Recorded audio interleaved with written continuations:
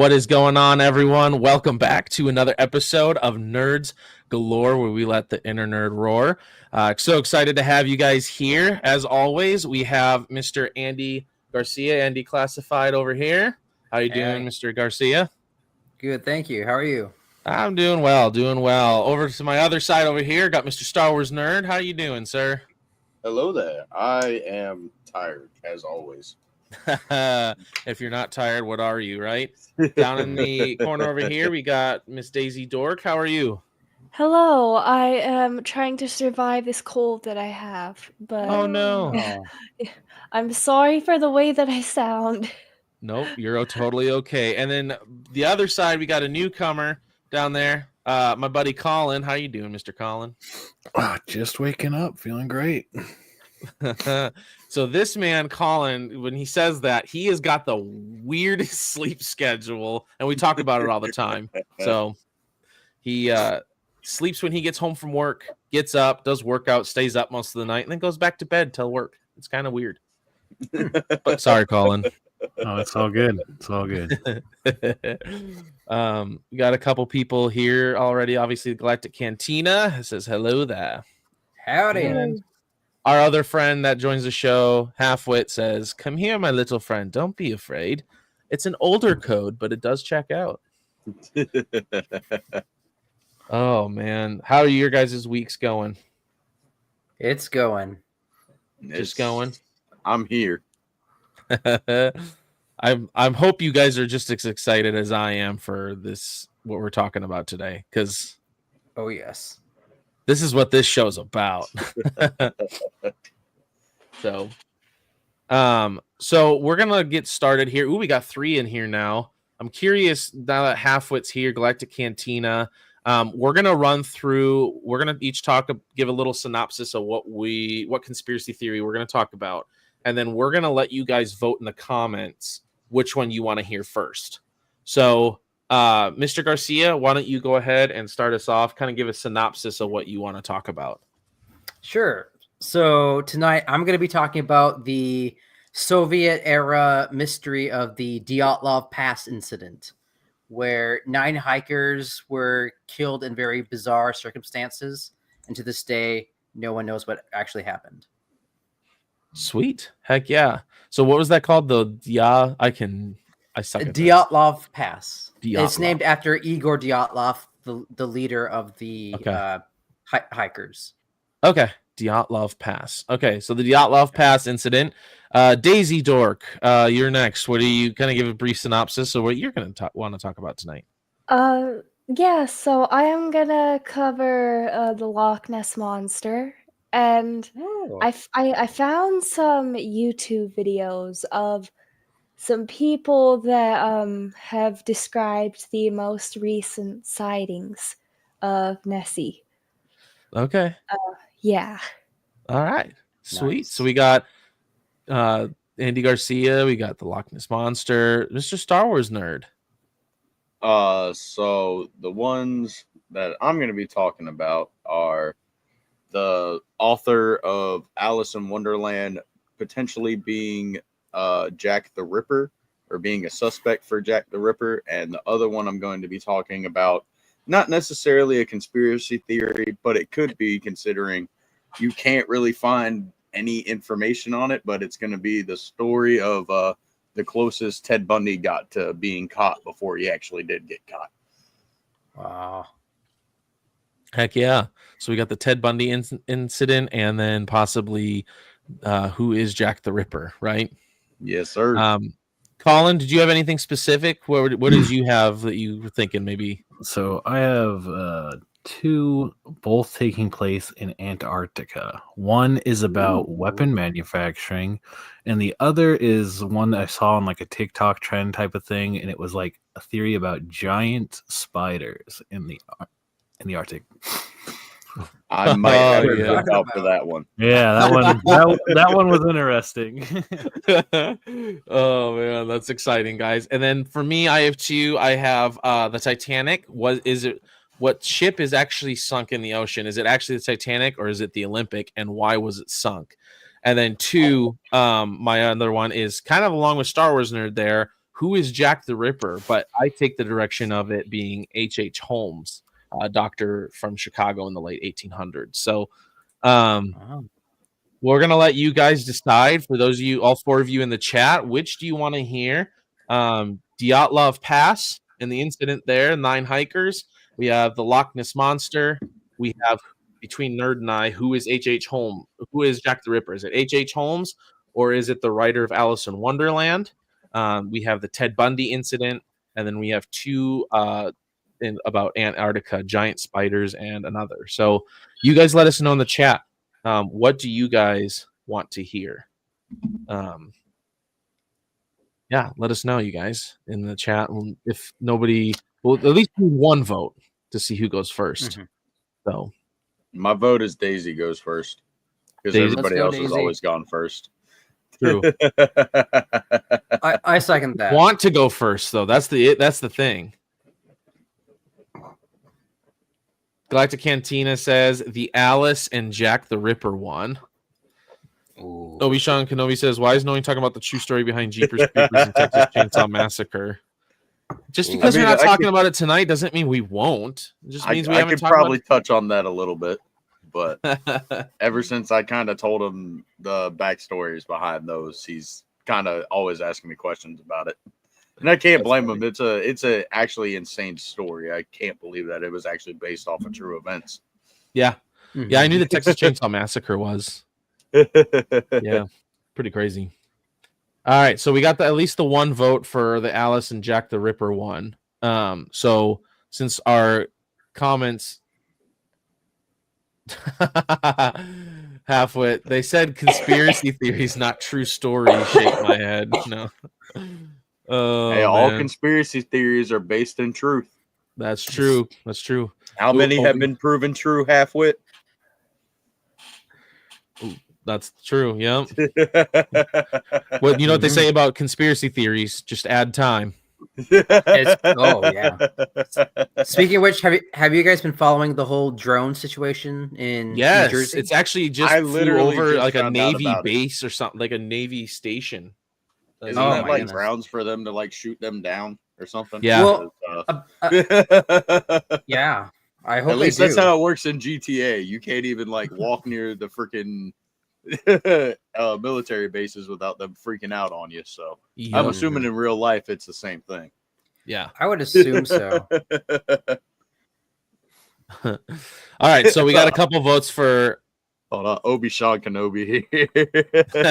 We talk about the tragedy of Darth Plagueis the Wise. If you'd like to know about that, just read the novel. Just read the novel of Plagueis.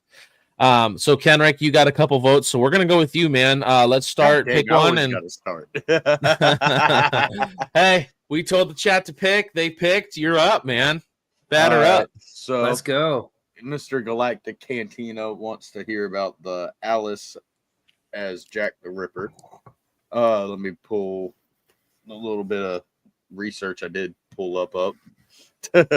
This I kind of literally stumbled across like maybe 2 or 3 hours ago, so I have like little to no research in it. And from looking it up, it's already been debunked and all that. But I still think it's pretty interesting because it caught my eye. But where's it at? In 1996, a book published by Richard Wallace titled Jack the Ripper, Lighthearted Friend. It proposed a theory that the British author Lewis Carroll, the dude who wrote Through the Looking Glass and Alice in Wonderland and all that good stuff, actually was responsible for the murders of Jack the Ripper. He, I guess, took passages and like reworked them from his work to I forgot what the actual phrase was. It was something like if any of the women of the night approach me and off with their heads or something like that. And I don't know. It, like I said, I don't have very much research on this one, kind of as much as I do my other one. But yeah, I just think that that's kind of crazy that people can like look at passages and be like, well, let me rework this to kind of try to prove my theories. Because personally, like if I come up with a theory or anything, I just elaborate on it a little bit and then kind of move on with my life. I don't go trying to prove that, say, Mr. Andy Garcia over there is actually like Ted Bundy Jr. or something like that. Or Maybe. You don't know. Maybe he is. What kind of car do you drive, Andy? No, just kidding. No comment. But I think personally, I think it's just a bit of writer feud, you know, a couple centuries apart. Yeah. Yeah. So they're saying he kind of reworked passages, like Jack the Ripper reworked some passages, or no, what? The writer of that book actually took Lewis Carroll's work and was like just finding multiple things in his work, like kind of, I guess, hating towards women, and he managed to rework some of his writing into Interesting. like the passage talking about like women of the night, like if they approach me, like I'll let them, you know, do their thing, and then at the end, off with their head. Interesting. That's really interesting. Huh. I never heard that theory about Jack the Ripper before. That's really interesting. Yeah, I was actually watching a video from this dude, Matthew Santoro. I've watched him for years, and it was just like a video of like the 10 most uncommon or most unheard of conspiracy theories. And out of all 10, that's the one that caught my eye. Interesting. Huh. I've forgotten all about Matthew Santoro. I used to watch his videos. Yeah, he quits YouTube like 6 times a year. So Interesting. Interesting. Huh. All right. Do you want to share your other one, or do you want to wait on that? No, let's wait. Let's wait. Okay. All right. Who would like to go next? Anyone? Let us know, chat. Chat. Who should we have next? We got the okay. Dyatlov Pass. Did I get that right? Yes, you got that. All right. Right. Dyatlov Pass, Loch Ness Monster, Antarctica, and then the other who is Jack the Ripper and the Titanic. Let us know who you guys want us to talk about next. I like getting the chat involved so we can make sure this happens. So, ooh, that's a good idea. Okay, so Galactic Cantina says the Loch Ness. Ooh, let's go. So we'll do the Loch Ness, and then after the Loch Ness, what we're gonna do is Daisy Dork. After she goes, she gets to pick who goes next. Oh, And we're gonna do a crap. round table here. Oh, Yeah, crap. I like that. So then after you're done with yours, you pick who goes next. Okay. So, all right, go ahead. So first, I'm just going to read this article that I just pulled up. It's kind of what started the whole theory of the Loch Ness Monster and Nessie. So basically, it has to do with the very first picture that was ever taken of Nessie, and it's known as the surgeon's photograph, and it says on April 21st, 1934, the Daily Mail published what is arguably the most famous picture of the monster, and it was taken in 1933. And it says the photograph depicts the trademark long neck of Nessie emerging from rippling water. And it says, for decades, believers and critics debated the authenticity of the photograph with theories about its subject. And I have another article here that I wanted to read. My God, Daisy, you're killing Andy over there.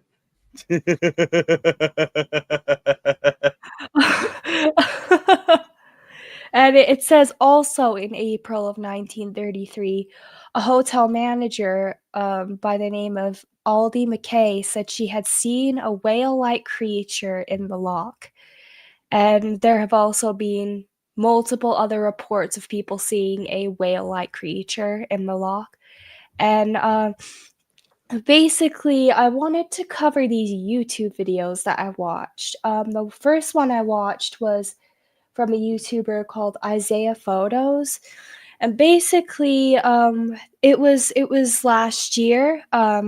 It was this big search for the Loch Ness that happened in Scotland, and it says a search for the Loch Ness monster billed as the biggest Nessie hunt in more than 50 years, and thousands of people flew in from all across the world to cover it. News reporters, just civilians, just basically everyone. And in the video I watched, there's this company called I think it's called Loch Ness Cruises, something like that. And it's basically a ferry that has thermal sonars, something like that, and thermal cameras. And it basically measures the whole of the lake when Yeah. the ferry goes across. And they had a sighting in 2019 where they detected a creature in the lake that measured 15 to 20 feet long. And they sent it off to be investigated a little more. Analyzed, yeah. And it basically said it was the image that they detected was equivalent to a whale-like creature again. And the next YouTube video I watched, it was from a YouTuber called Groovy Gavin, and he investigated the most recent sighting of Nessie, which was April 4th of this year. And he went on the same ferry, the same company, the Loch Ness Cruises, and basically, sorry, I'm just checking my notes. No, you're good. They said while they sailed around the Urquhart Castle, the crew detected a creature of also 15 to 20 feet long that was swimming against the water's current, which proved to be some sort of creature. Yeah. And they said they tracked it for a few minutes before it just disappeared off the sonar radar. And they said that basically like the scientists aren't exactly sure if Nessie is one creature or if it's a species of multiple creatures, because they've had so many different reports of people saying that Nessie is at different measurements, anywhere between 15 to 20 feet, and also people people have said she's different colors. Some people have said she's black. Some people have said she's like a swampy green. Some people have said she's like a pale gray color. Some people have reported Nessie to have multiple humps across her back. Some people have reported her to have one hump on her back. So because of all of that, they aren't sure. And also, the person who detected the most recent, who got the most recent image of potentially the Loch Ness monster on April 4th of this year, when he took the picture, he said it looked like there were no limbs on the upper part of her body, but she did have fins on her back and a massive tail that was at least 15 to 20 feet long. But people who have who have reported that they've seen Nessie just from the naked eye have said that when Nessie comes to the surface, it looks like she's about 5 to 6 feet long. So they're thinking that the part of Nessie that we're not seeing that's underwater is what's about 15 to 20 feet long, potentially the tail. And also there was a submarine that went down to the bottom of the lake, and the person who was in the submarine said that they felt something whack the submarine with such force that it spun the submarine around in a 180-degree movement. And they said they weren't able to get a clear image of what hit the submarine, but they described a creature that looked to be about 15 to 20 feet long, really scaly, had multiple humps on the back, a huge tail, Interesting. long neck. And also, they wouldn't really go into too much detail about how this happened, but they said there was a school, I think they said the University of Loch in New Zealand, managed to get DNA, and they said it matched to a creature that predates to the dinosaurs called the lamprey. But they said that the most recent DNA that they caught matched. They said when they sent it off, about 480 codes of DNA came back that were inconclusive. They couldn't match it to anything. Interesting. So what do you guys process that information? What do you guys think about the Loch Ness? I'm curious to hear your guys' take on the Loch Ness on that.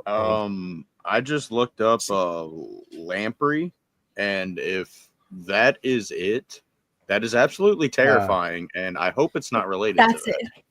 And that is just... On the subject of lampreys, I have the picture actually in the book behind me. I have a book on whalers, and there was a story of some whalers that had killed a whale, and a gigantic lamprey that had been attached to the whale like came out of the water, and like they had to kill the lamprey because it was so huge. So that is a possibility. Interesting. Maybe Morgan, you can post this on the video. Daisy, you were talking about like the tail being what is super long. Have any of you guys seen an image of a basilosaurus? No. It is like an extinct type of prehistoric whale, or a toothed whale. I mean, I love the classic idea of it being a plesiosaur, but basilosaurus kind of matches the description that you're explaining, Daisy.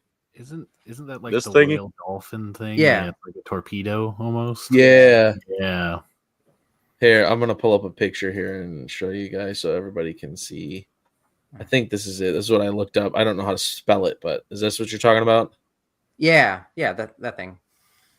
Okay.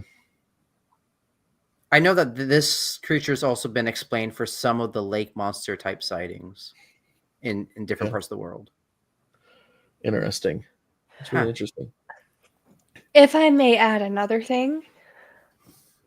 So another thing that they described was a man handed over a map to the person that captured the most recent sighting, and he described that there is a huge underwater cave at the bottom of Lake Loch Ness, and it wraps around almost the whole of the lake and goes right out to the North Sea.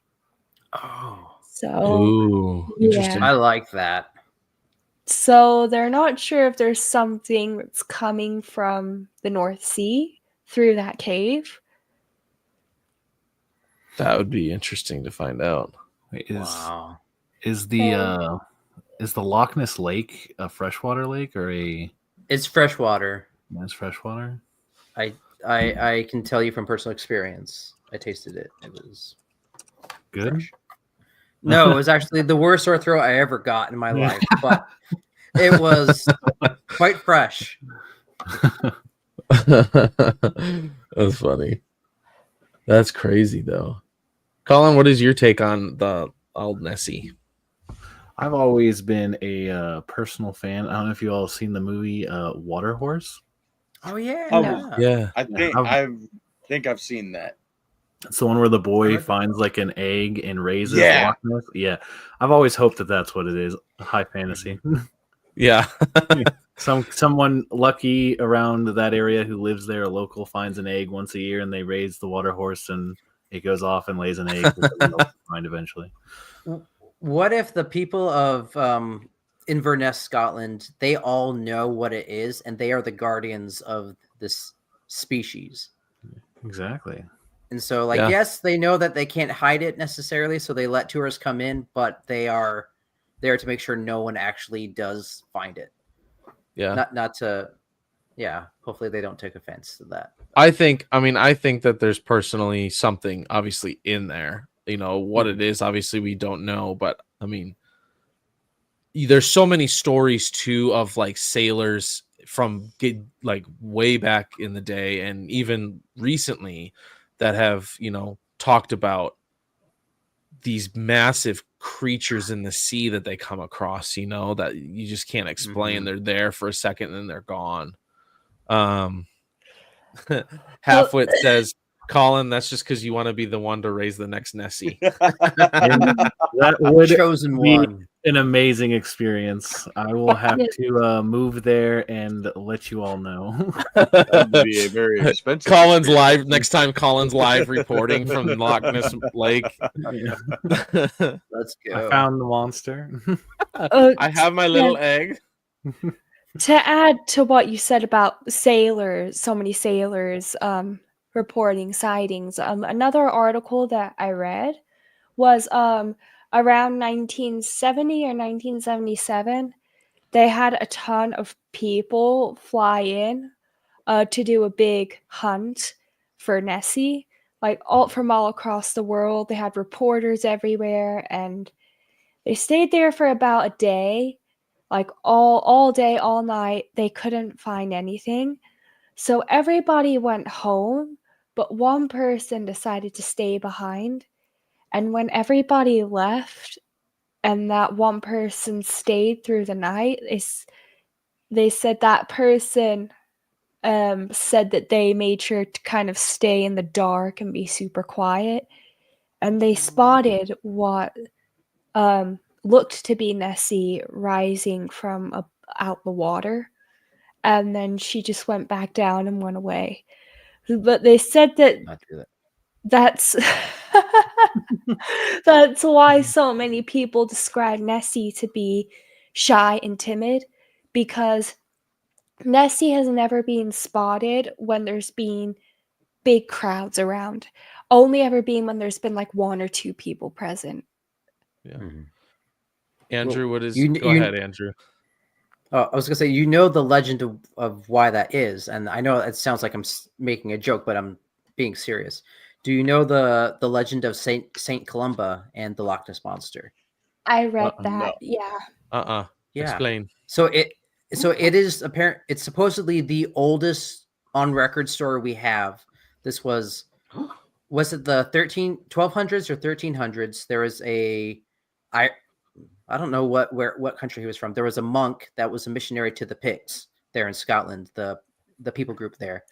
And he supposedly, when he went to Loch Ness, he showed up right in the middle of some guy being attacked by the Loch Ness monster. This was apparently a creature that all the people feared. They said it was a man-eater. And he was there. He made a sign of the cross. It cursed the animal to never hunt humans again, and the creature fled. And ever since then, the Loch Ness monster has been like a very shy or non-aggressive creature. But before that time, the Picts knew it as this fierce animal that everyone was afraid of. Interesting. And that is the first on record story we have of the Loch Ness monster. Yeah. Halfwit says that last guy that you were talking about, Daisy, sounds like the guy that says, I have a girlfriend. She's just at another school. Energy. Oh, man. That's funny. That's cool. Yeah, I do believe there is something out there. Now, I do. I do think that there's probably a lot of stories out there that are false. right? People saying they've seen it when they really probably haven't. But I do think there is something out there. Yeah. Oh, well, yeah, go ahead. Well, Occam's razor makes it clear that if so many people throughout the years are claiming to see this one thing, then you have to assume that someone's telling the truth.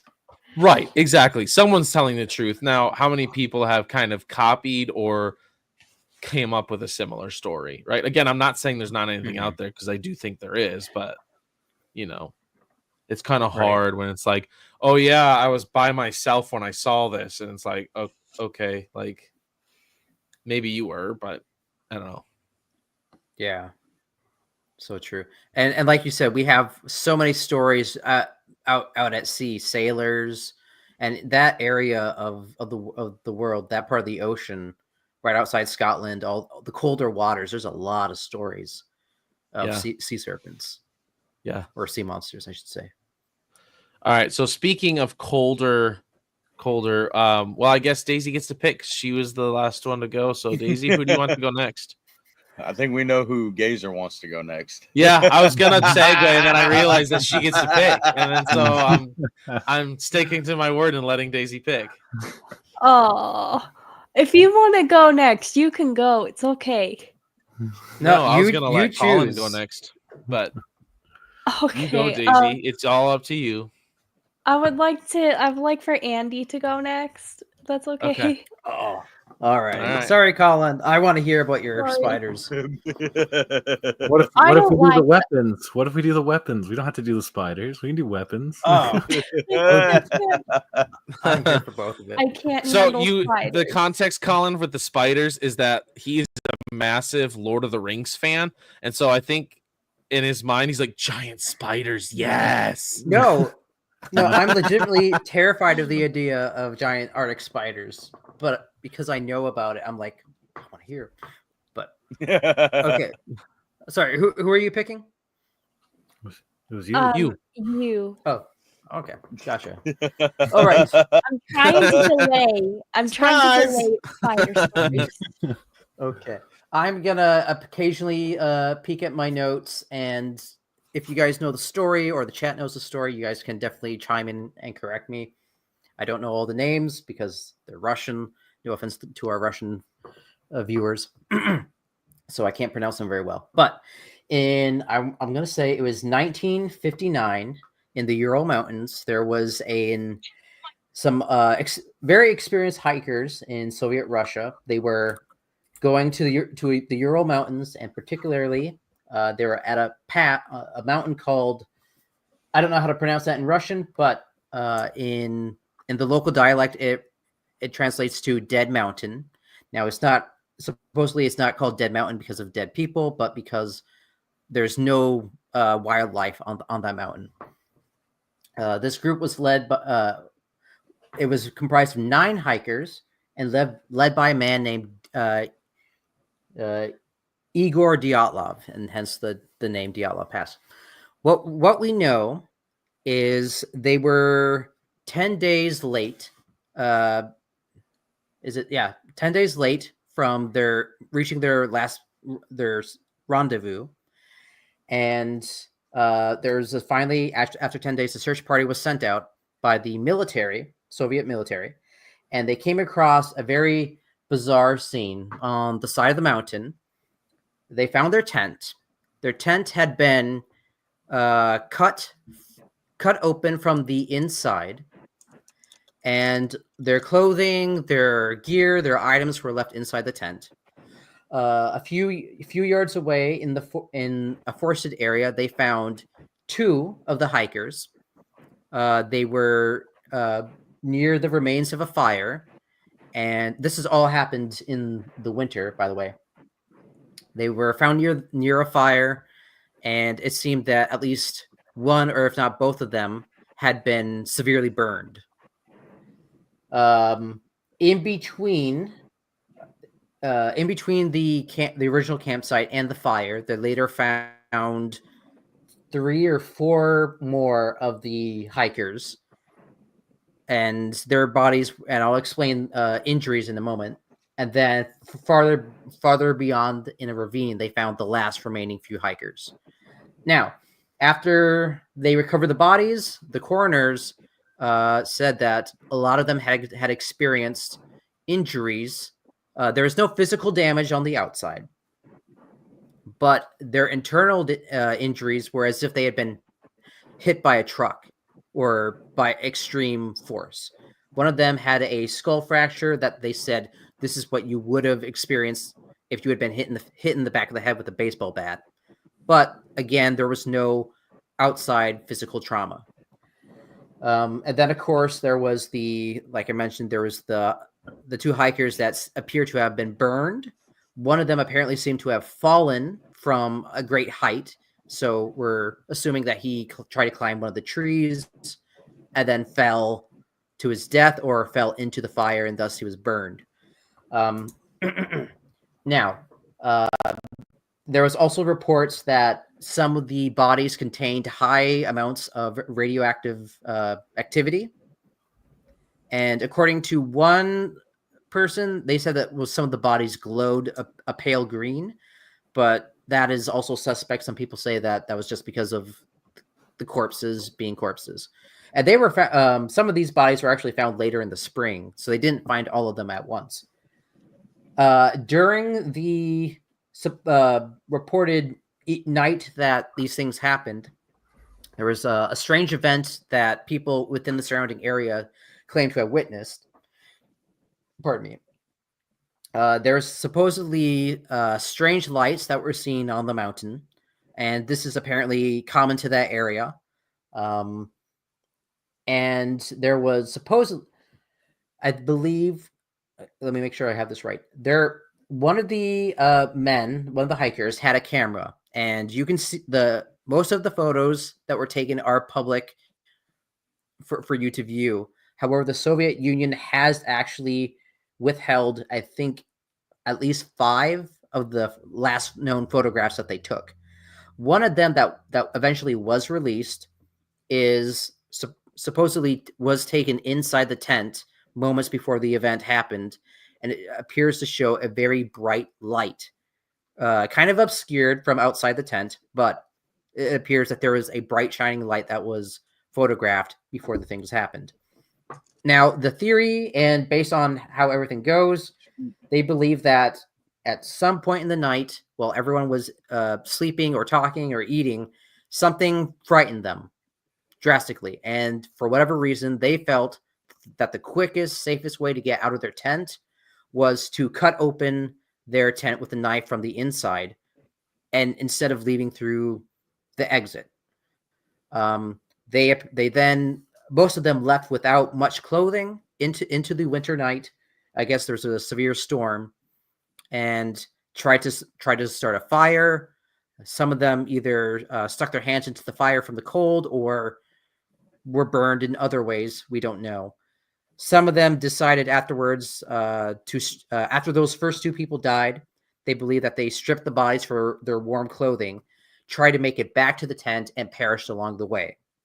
And then a few others continued to run for whatever reason and fell into a ravine and were killed either in the fall or from internal injuries. And the fall was just the reason they weren't able to climb out of the ravine. To this day, there's no known reason why this happened. There's been claims that it was a freak avalanche, that there was I'm trying to think. Let's see. What does my note say? It's like a wind phenomenon.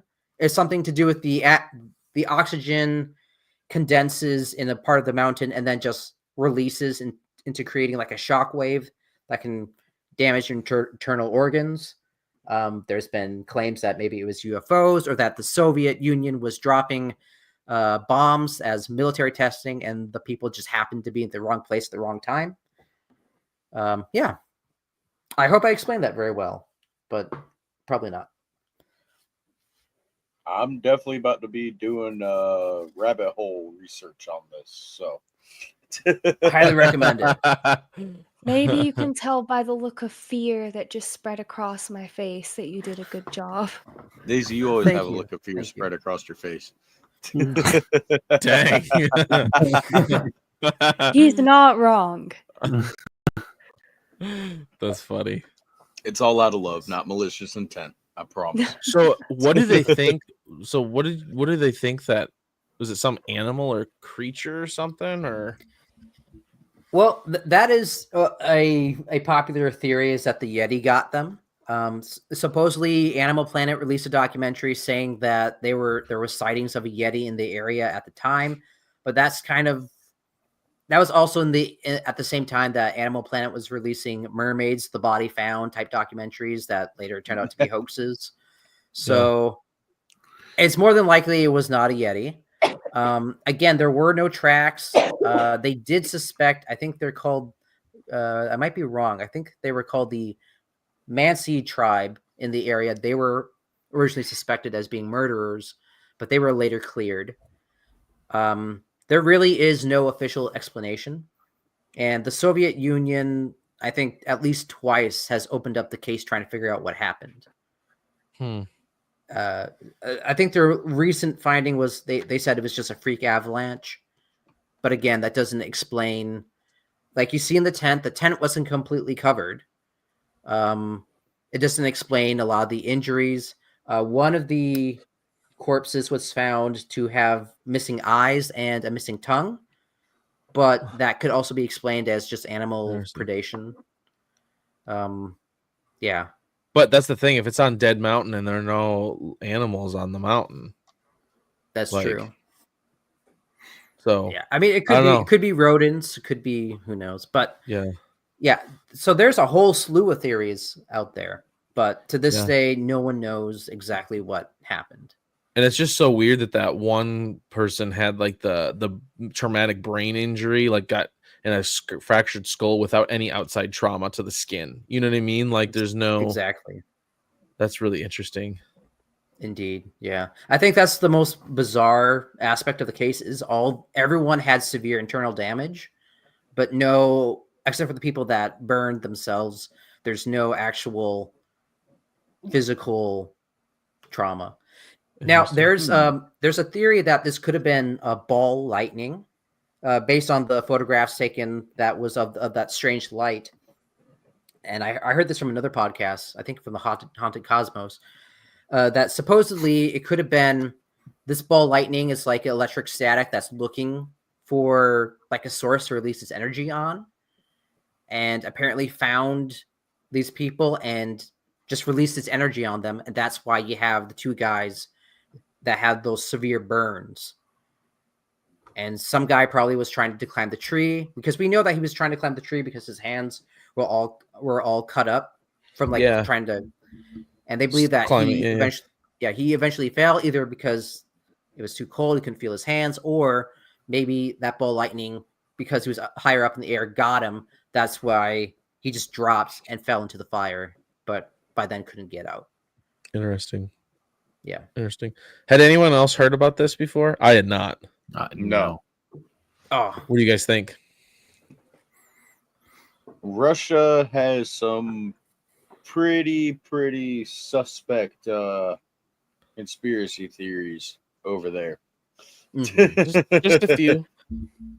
Now, when you say suspect, what do you mean by that? As in, like, they're hiding more, or oh, like, definitely hiding more. Yeah, oh, probably. Like the Russian sleep experiment, man. Like, dude, that one's always kind of piqued my interest, and I'm like, isn't like, I can't remember what the percentage of Russia isn't hospitable. So it's like, what's going on in that area? Like, there's just so much that could be happening. Yeah, theorize about. Yeah, lots of secret things going on over there. You had no idea. Mm-hmm. Have you guys heard of the Tunguska event in Siberia? I watched an episode of Expedition Unknown on that. Oh, okay. Yeah. Do you want to quickly explain that one? I can't remember exactly what they covered in the episode. Oh, okay. I apologize. Gotcha. So pretty much it was just, what was it, like the early 1900s or late 1800s? There was, a huge explosion over this area in Siberia just flattened the entire forest and destroyed everything, and no one knows what happened. Some But secret science base or something. well, whatever happened, it didn't. They think it was a meteorite, it exploded mid-air, so it didn't touch the ground. It just the explosion happened right above the tree line. It just flattened everything, and you can look at the photos. It's incredible. Is it like when you say like flattened everything? Is this like the old like crop circle type flattening, or like? No, I would just say like as if someone steamrolled over an entire forest. Well, like a bulldozer type situation. Like just like if you look at the photos, it's just completely flat. That's interesting. Yeah, but Halfway it says, but yeah, I get that necessarily the Russian sleep experiment, like the story that we've all heard, isn't real. But you can't tell me there's stuff going on like that. You know what I mean? Like again, yeah, I'm like not saying the actual like creepy pasta yeah. is like exactly what went down, but bro, there's got to be something for people to be getting the ideas for stories like that. Mm-hmm. Yeah. Oh yeah. Yeah. Was that Occam's razor that you said earlier, right, Andy? Like, if so many people are saying it, there's a kernel of truth somewhere in there, you know, like, so. Right. Every story has an origin. Yes, sir. That's true.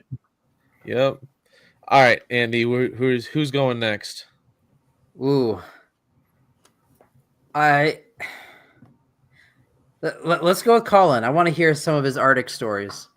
Okay. All right. So I'm gonna give a fair warning with mine, and I'm probably not gonna articulate it the best, but I do have the video where I gathered my info. I can reference real quick. So I'm a big fan of this channel called The Rabbit Hole on YouTube, and he covers conspiracies and stuff like that. Most of his conspiracies are like the ultra bizarre ones where it's like a lot of doubt, but they're just fun to cover in case anyone wants to look it up later and watch it and get a better analysis of what I'm going to go over. All right. So the first one, since I assume we want to cover the giant spiders, not the weapons. So How'd you know? I just had a hunch. But so basically this I found this off a YouTube short. I was scrolling through my YouTube shorts and I saw a little clip, and basically it claimed that a guy on 4chan released a post because someone was talking about like the restrictions of traveling to Antarctica that are enforced. And he's like, my dad used to work in Antarctica. You guys want to know about this messed up stuff that happens over there? And then he proceeds to tell this story. And the guy's name was Son of Anon or something like that. It's a cover name. He's just wanted to keep track of everything. Anyway, but in the story, he talks about how his dad was stationed in Antarctica at the McMurdo station, and he was stationed there for 11 months as the only acting doctor at that station. And he proceeds to go into detail about how his father wasn't allowed to go out at night or any of these other things. At first, he thought it was like, because it's cold. It gets very cold down there. So it makes sense you don't want to go out in the dark. Mm-hmm. But later, events happen, and he finds out that, like, at night, these large creatures come out there, spider-like. Sorry, I guess I kind of lied with the whole they're spiders. It says in the description they have 5 legs, but they're spider-like and they're massive. And the reason the father finds out as he's going is because he, as the only doctor, when anyone comes in from an accident, he has to go over the autopsy. And no matter what he rules as the cause of death, if it's something bizarre, he was always told to rule it as hypothermia for the official reports. But anyway, so let me see if I can find this specific part I'm looking for. I wanted to find the part I wanted to read. All right, okay, sorry about that. They called them...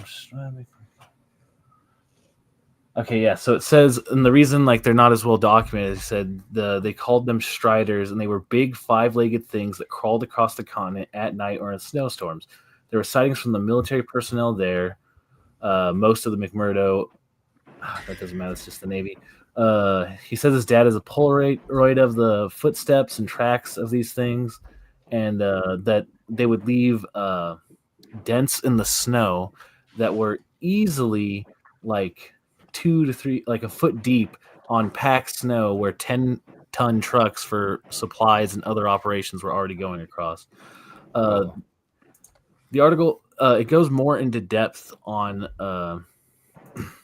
his dad's operation. I don't really want to talk about his dad too much because it's kind of whatever, but like the dad, and this is where I kind of started to like be like, okay, this is more of a hoax because it goes more on the dad's story on how, he's like, this ain't right and all that stuff. And but anyway, he then provided on this thread a bunch of photos of the military base, which were confirmed to be of that military base. The Antarctic Treaty that his dad has a copy of, which is an actual copy anyway. And then he also brings up old computer from when his dad was stationed there with documents. And the form, I believe, is still on pause. The author said he would come out more later once he got the hard drive repaired. And I don't think he ever did. So, hoax or not, I thought it was an interesting story because Antarctica is one of those areas where not a lot of people are allowed to go. We don't know what's going on over there. There's the Antarctic Peace Treaty that says we can't do military stuff over there, yet there's tons of rumors about military experiments. And now there's rumors about experiments on creatures. The bug is the spider-esque creature is one example, and I just thought it would be a fun one to bring up to everyone and see what other things people have heard about Antarctica. What do you guys think? Have you guys heard anything else about Antarctica? In the chat too, what do you guys think? I can't lie, I didn't know. Oh, then again, I always mix up Alaska and Antarctica, but I thought we could, like anybody could go to Antarctica. I didn't know that you couldn't just go there. Yeah, no, you can't. It's no one unless you're a scientist or military personnel. You can't go. Okay, so now what the heck they got going on there? I was about to say the same thing. I was about to say the same thing. That doesn't scream fishy at all. Like, what is going on? The public aren't allowed. Exactly.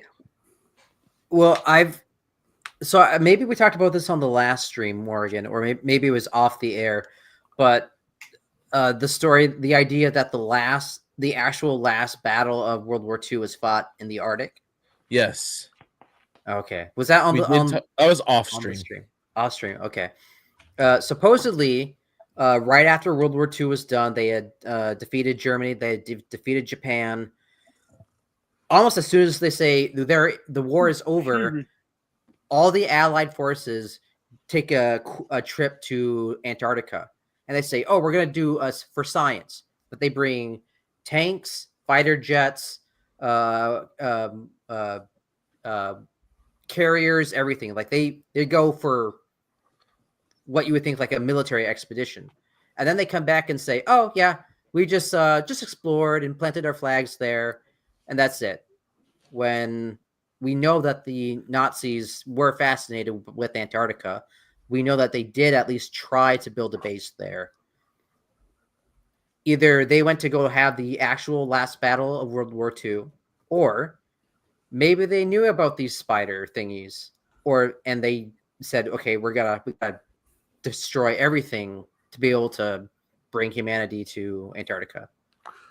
Or that also brings in so if there was a research facility because the Nazis were fascinated with Antarctica, what if they found experimental technologies that were being developed down there and continued the research? That could go into the other Antarctica thing I have. Do it.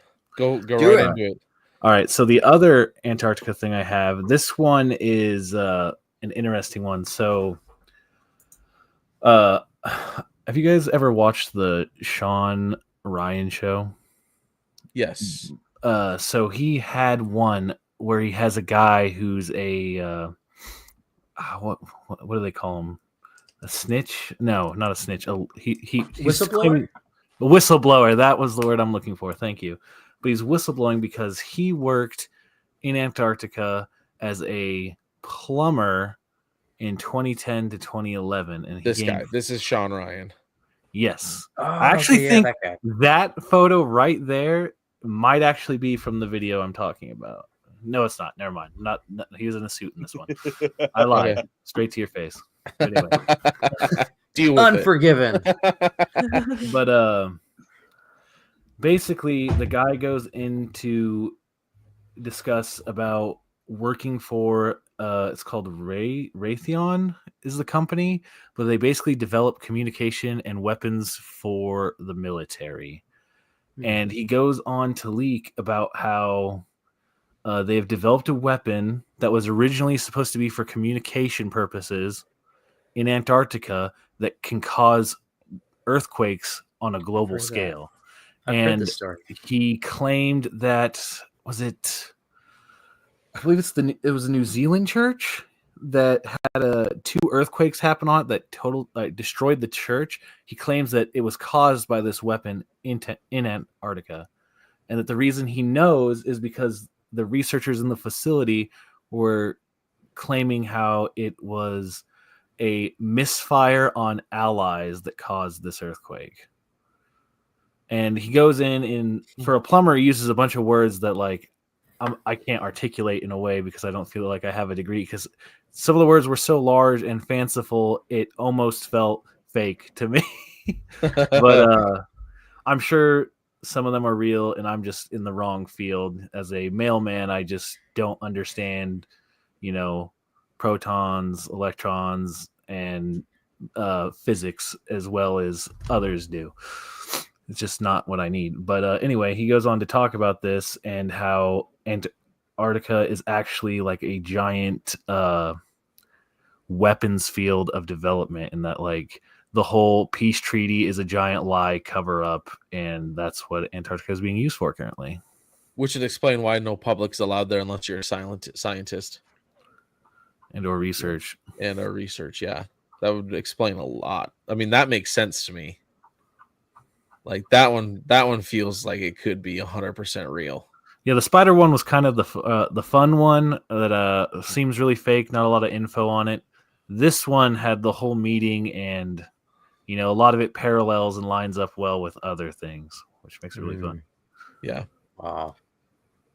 Andy, since you heard about this one before, what do you think? Now that you kind of revisited the story, I personally think it's real. There's kind of no doubt in my mind for me that that's really what they're doing. Yeah.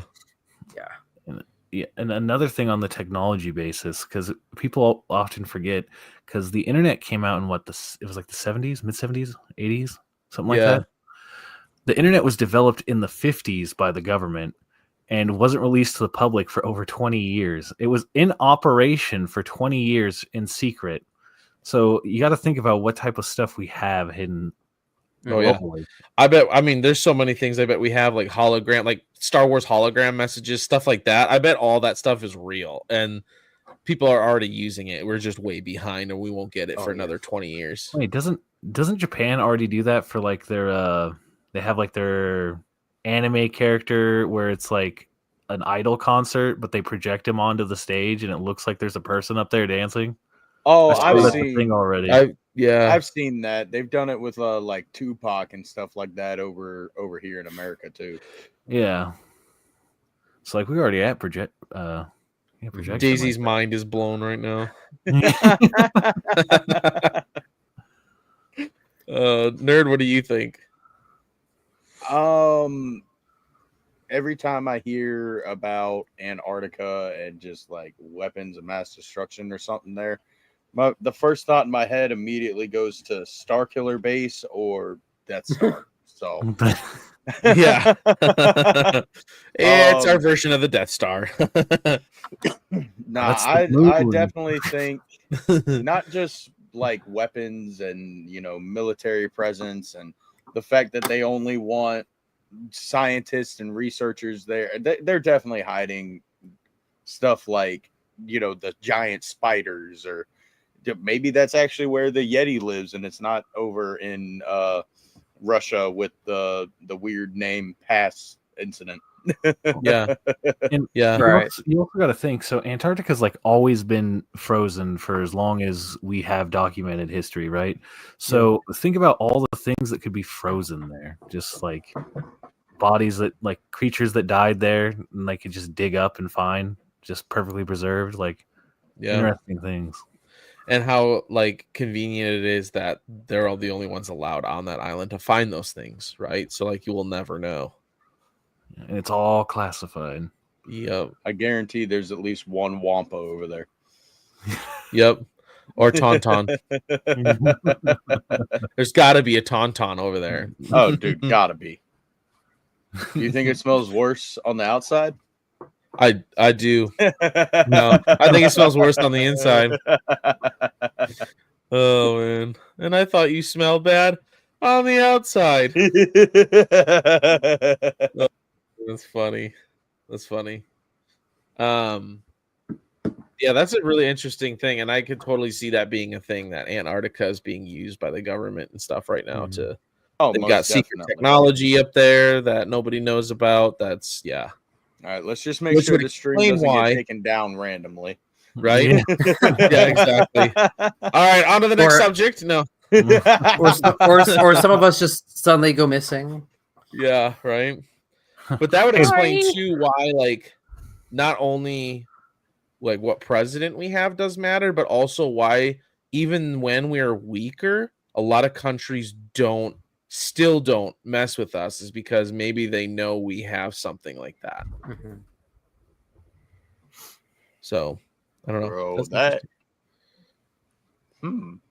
Gotcha.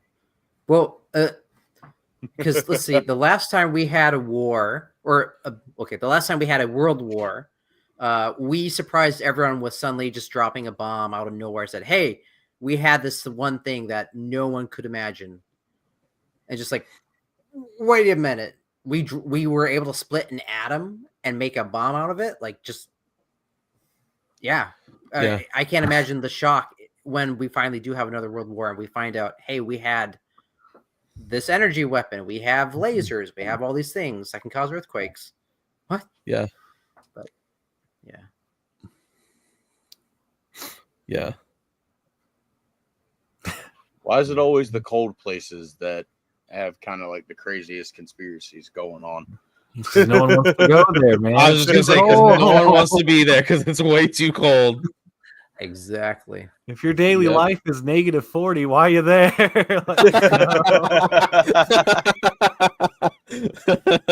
What are you doing with your life? It happens 2 days a year for me, and I just don't even want to be outside. I don't want to exist when those days come around. In fact, he doesn't. When those days come around, this dude is not at work. I'll tell you that. Yeah. Never see me at work on those days. Too cold. I just thought of a reason why they had the military there at Antarctica. Why is that? They're trying to destroy Santa Claus and his elves. It's a war on Christmas. That's got to be it. I'm with you on It has that to one. be. 100%. It's a war on Santa. That's Okay. it. Real. Can you imagine that movie though? That'd be an awesome movie. Did anybody see all of the videos last Christmas that were all across Twitter of a big red sleigh in the sky? Mm-mm. I don't have Twitter. People, I don't know if you could find any of the videos on YouTube because it was on the news as well. But there was a sleigh in the sky with reindeer in front of the sleigh. And it looked like someone dressed as Santa in the sleigh. And multiple people reported it from all across the country. Tons of different states. Tim Allen confirmed. Yeah. Yeah, right. Tim Allen, where are you? I love. I was just gonna say I really like Andy's profile picture. Yeah, he made that himself. Yeah. That is amazing. I wish I could draw like that. So I like Halfwit's comment here. If global warming, then why Antarctica cold? Take that environment. Wow. That's funny. My That's so humor's funny. broken, so No, it's all good. Oh man, I guess I'm next then, huh? No. yeah, you haven't Yeah. done one. We're gonna circle back to the No, just kidding. I guess I'm not going tonight, according to Colin. Well, since it has to do with ice, you should start with the Titanic. Think so? Yeah. All right. So, one of the ones that I have is the Titanic conspiracy theory that the Titanic actually the ship that's at the bottom of the ocean is actually not the Titanic. That right before the maiden voyage, it was actually switched out with its sister ship, the Olympic. And one of the evidences for that is, and people have used this picture a lot, and I'm going to share this with the screen. I'll share the screen with you guys here. Is that this picture on the right-hand side there? I don't really have a way of blowing it up, but if you look, so the bottom on the top side of the picture, you can see the Titanic here and the Olympic up here. If you look at the windows on the Titanic here, it's got like these close end windows, and on the top they're a lot more spread out. Whereas the Olympic has the bottom ones like the Titanic does, but there's like an extended hallway up here that's got more closed out windows. And if you look at the ship that sunk, it's actually got, you can see down here, you can see the smaller windows like the bottom down here, but then you can see right here it's got the extended smaller windows like the Olympic did. And so a lot of people think that based on some pictures that they've seen, that it's actually the Olympic, not the Titanic that's down there. Now, the other thing that a lot of people have said is that actually the Titanic, the Olympic, was actually sunk not because, I mean, it did hit icebergs, but the theory is that before the ship's maiden voyage, there was, I'm going to pull this up here so I make sure I get this right. Is that, where did it go? Right here. So that JP Morgan actually deliberately sank the ship in order to kill off several millionaires who were in opposition to the Federal Reserve. Some of the wealthiest men in the world were aboard the Titanic, or the Olympic, if you want to believe that, for her maiden voyage, several of whom include John Jacob Astor IV, Benjamin Guggenheim, and Isidor Strass, were allegedly opposed to the creation of the U.S. Central Bank. No evidence has been found, but the theory states that those bankers, J.P. Morgan, J.D. Rockefeller, and a couple others were actually scheduled to be on the Titanic. And right before it took off, they actually decided not to go right before it left for its maiden voyage. And then there's also other reports and that suggest that the captain was actually told that the area they were coming up on was known for icebergs, and instead of going around, he was told by someone else on the ship, no, keep going full throttle ahead. And instead of going around the icebergs, they went through them. And I was talking to Andy Classified before the stream started, and he had mentioned that before the ship actually left Ireland, those ships were run on coal, and that it wasn't abnormal for a little fire to break out, but something that they could control. Well, apparently as it was leaving Ireland, it actually had a massive fire inside the hull and actually warped and melted a lot of the metal of the hull of the ship. And so when it hit that iceberg, it didn't stand a chance. And so there's actually just a lot of questions surrounding the Titanic, and it's kind of interesting to read it. It is really interesting too when you pull those pictures up and you're like, that looks like the Olympic, not the Titanic. So, wow. Morgan, did you cover on why they would have changed it to the Olympic? I did not. Let's see. It's actually up here in this thing.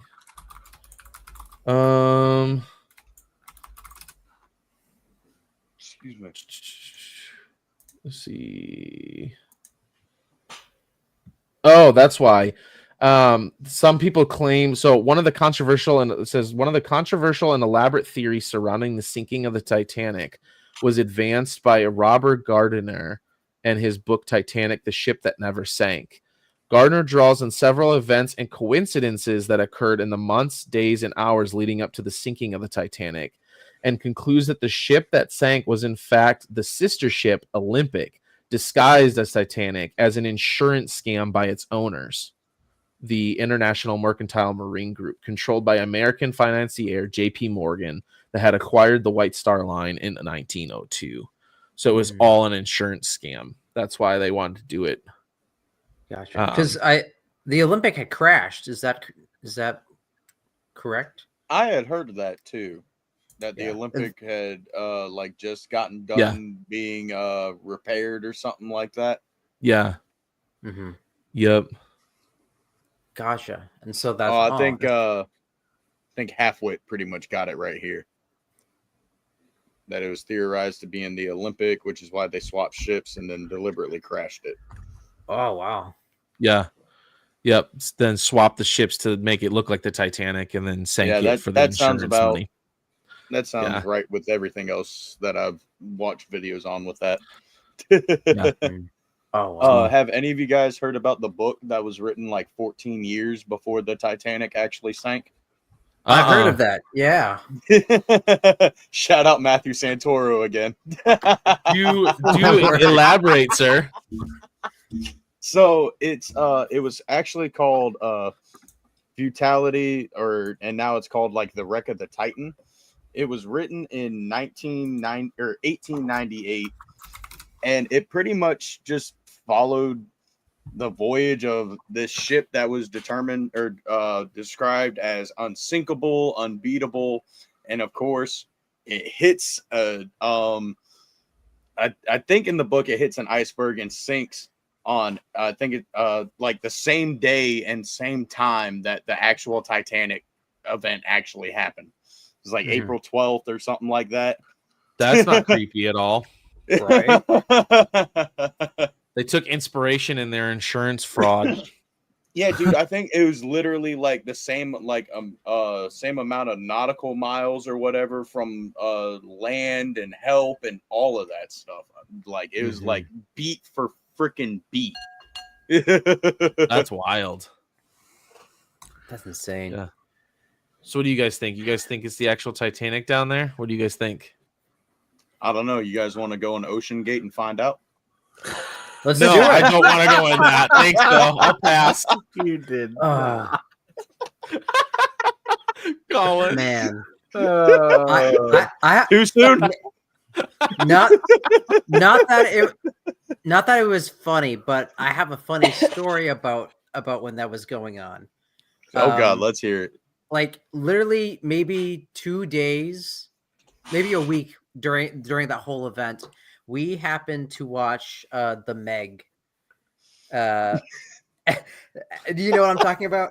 The opening scene for the Meg is the submarine that's trapped at the bottom of the sea, and it's this rush to try and save the people in the submarine.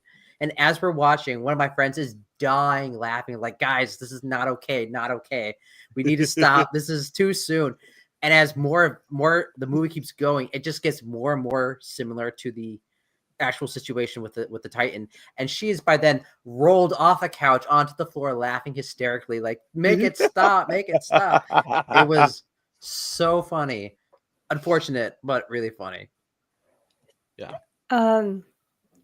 Did anyone hear that they're actually in the process of rebuilding another submarine right now, and they're going to start up tours again in 2026? Oh, no. Yeah. I also saw a thing that they're trying to rebuild the Titanic and make it like indestructible again, as if the first time didn't make them learn their lesson.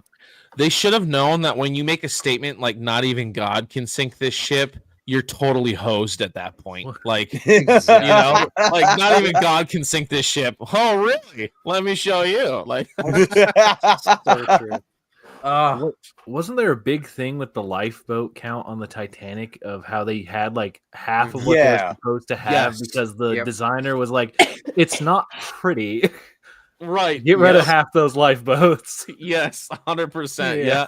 And that's what Halfwit, I think, that's what Halfwit was saying there too. Yeah. Both Yeah. ships had that massive shortage of lifeboats. Yeah. Mm-hmm. Yep. And, Yeah. and Because then it when- was something aesthetic too. yeah. I swear I saw, this might just be a conspiracy theory, but I swear that I saw a video or read something that they also cut off the amount of people going into lifeboats. Yeah. Like well before like the max capacity and stuff like that. Like say it was like Yeah. 150 per boat, they cut it off at like 30 or something Yeah. like that. I believe Yeah, they it was something really portrayed weird. that in the Titanic because the lifeboats that they were filling out had like the first class people, and it would have like 40 people on it, and they were like 70-person capacity lifeboats or something like that in the movie. Like they brought that up as well. Yeah. Obviously, the movie is not accurate completely because it's a piece of fiction to entertain us, but like, Right. Yeah. Yeah. So- Yeah. There was definitely shortage. And like, you're right. They were not filling up the boats to capacity like they were supposed to be. So, which maybe was due to the fact that they didn't have as many lifeboats as they originally were supposed to have. You know, like if they would have had the original amount of lifeboats they were supposed to have, maybe they would have been okay. But it is I interesting. don't know. What was it? I had heard something to the effect of things were so crazy and people weren't prepared for that kind of situation. I think they lost at least one lifeboat because they didn't know how to deploy it. And so they just kind of cut the rope and oh, there it goes. And so like they wasted boats. That kind of sounds like me in a situation like that.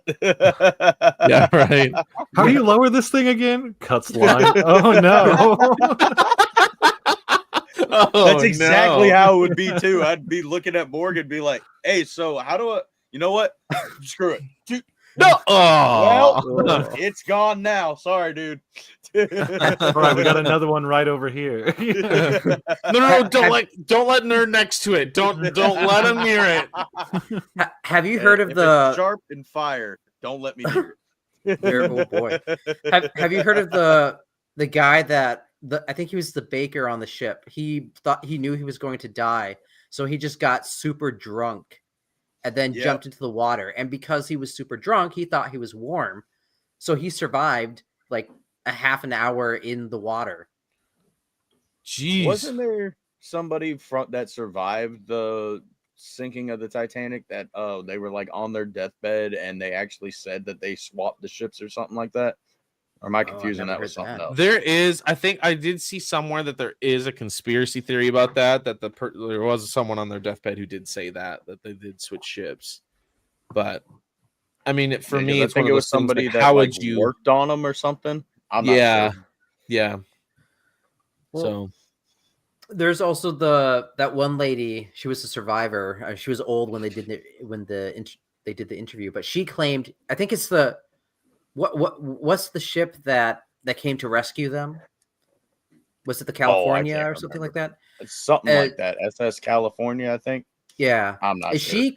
She claimed that the California was there the whole time, like right next to the ship, and watched everything happen and didn't do anything to save anyone until the next morning. And then like they were asking like, oh, did you see the California when it like finally came to save you? She's like, it was there the whole time.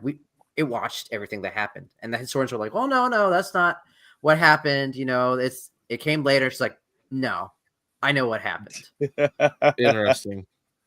How you going to tell somebody that experienced it what happened? Right. You're wrong. Your experience is wrong.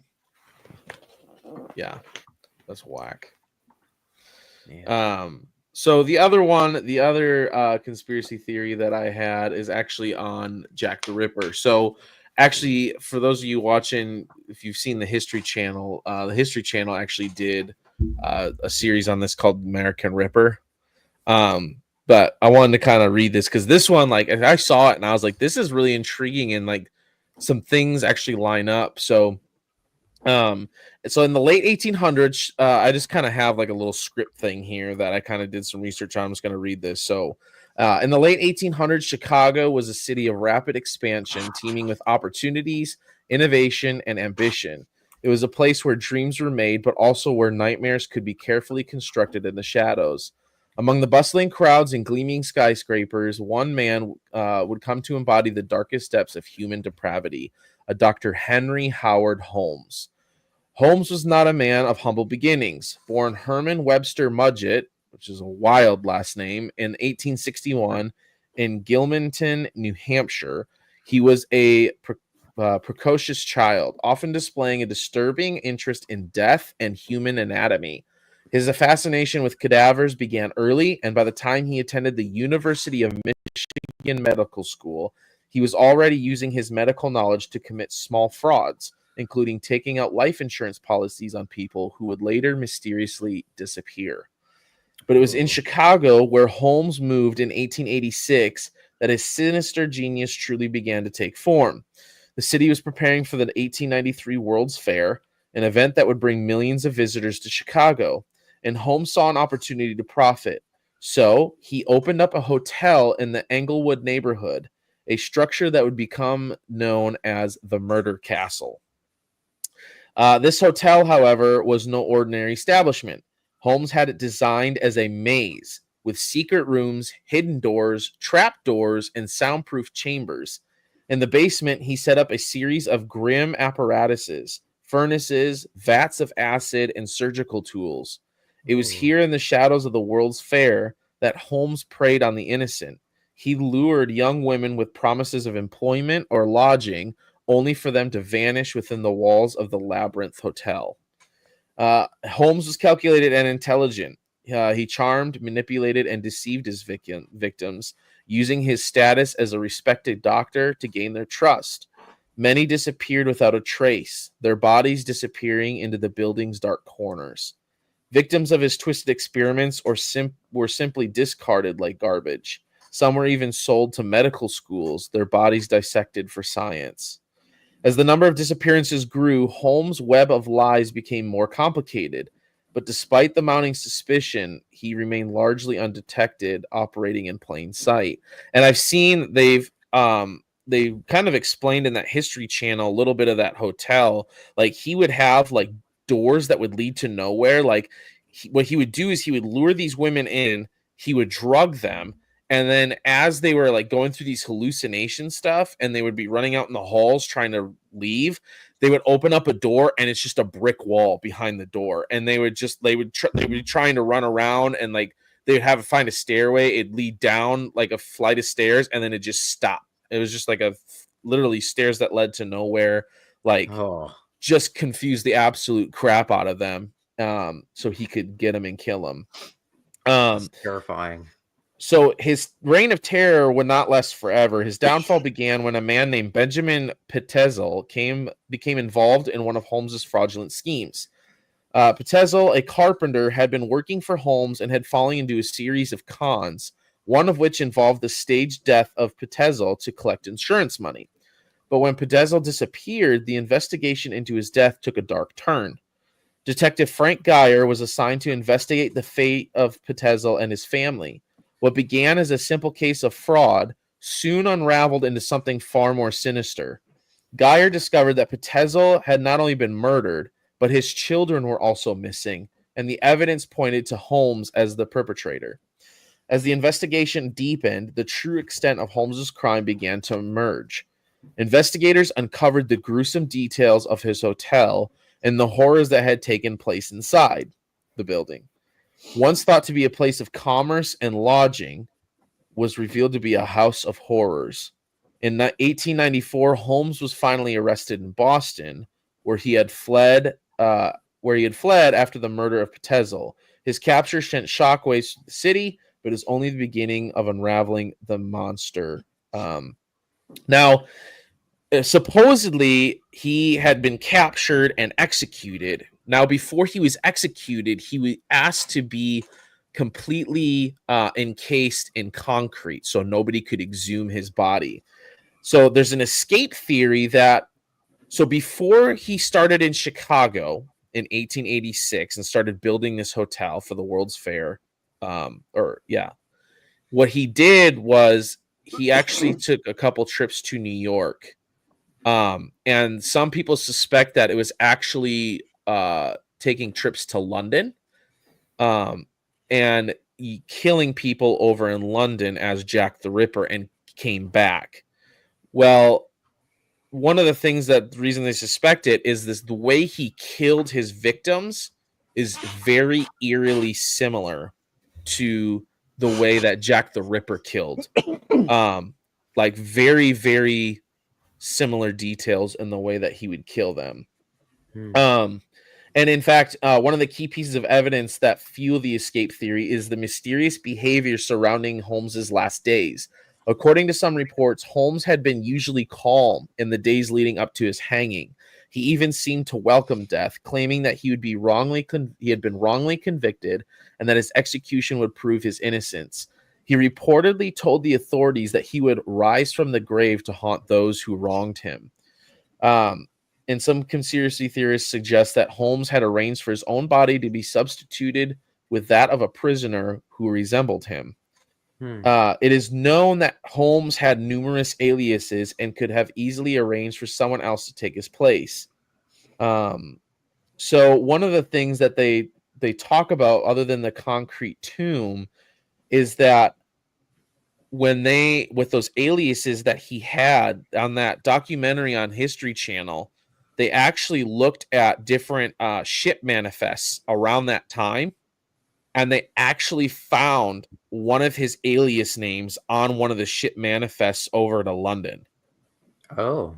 And they think that because of that, that's like the biggest evidence they have that he actually did escape and wasn't executed, and that he actually ended up going to London and is known as Jack the Ripper in London.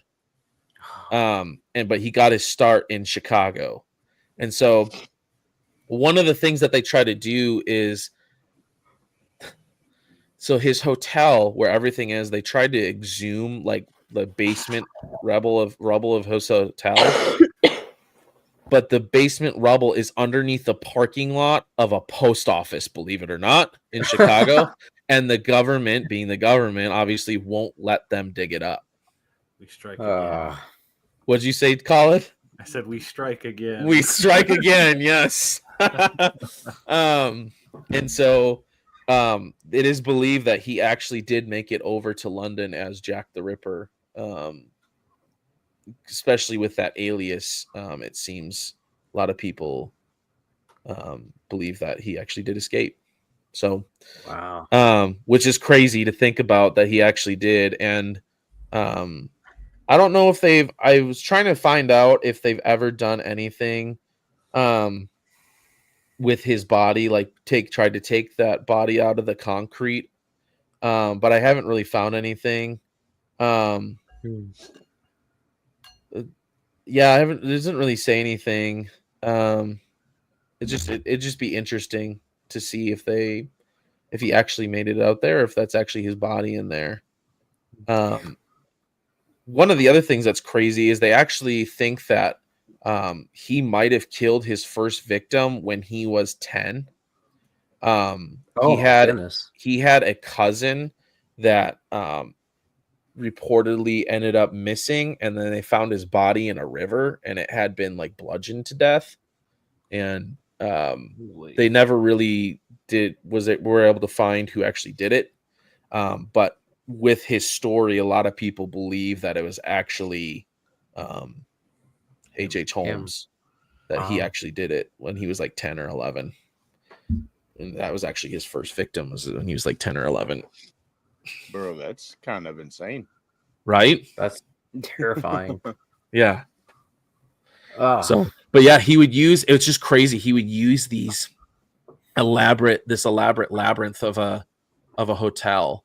He would find these, especially during the World's Fair, there's people all over the place. People are looking for lodging. And so like all these people, especially women, would come in, you know, looking for a place to stay. He would lure them in by the fact that he was a doctor. He was well dressed. He had a lot of money, and these women would trust him, and he would drug them and stuff. And then they would go up to their room and then start hallucinating and try running, you know, realizing in a weird haze kind of what happened. They would try like getting out of the hotel, but they couldn't, because like I said, they would open doors and there'd be a brick wall behind it. They'd run up a flight of stairs or down a flight of stairs, and it would all of a sudden there's just a wall there. You couldn't, so they have to turn around and go back. He actually had in the middle of the hotel like a massive, like almost a laundry chute. So after he would kill his victims, he would throw the body in the laundry chute and it'd go straight to the basement, where he would do whatever he did with it. It was just wild. How did you say that they connected him with to London? Because when they did one of the ship manifests that they looked at the time of his supposed death that went over to London, they found one of his aliases on the ship manifest. Okay. So on one of the ship manifests over there that was headed over to London, they found one of his aliases. And did the famous Jack the Ripper murders happen after that? Yes. Yeah, okay. Most of them happened after the Chicago World's Fair. Let me look at what time specifically. Well,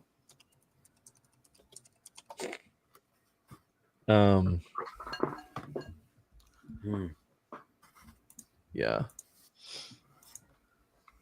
I would, maybe I need to watch the documentary. I'd love to see, like, with today's, it's really good.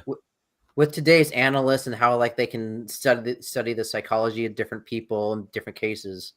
I'd like to see like if they think it was him. Yeah. Yeah, it's really cool because they actually have one of his like distant relatives on the show. And it's kind of cool. Oh, wow. So you said one of his distant relatives? It was on the History Channel show. Oh, okay.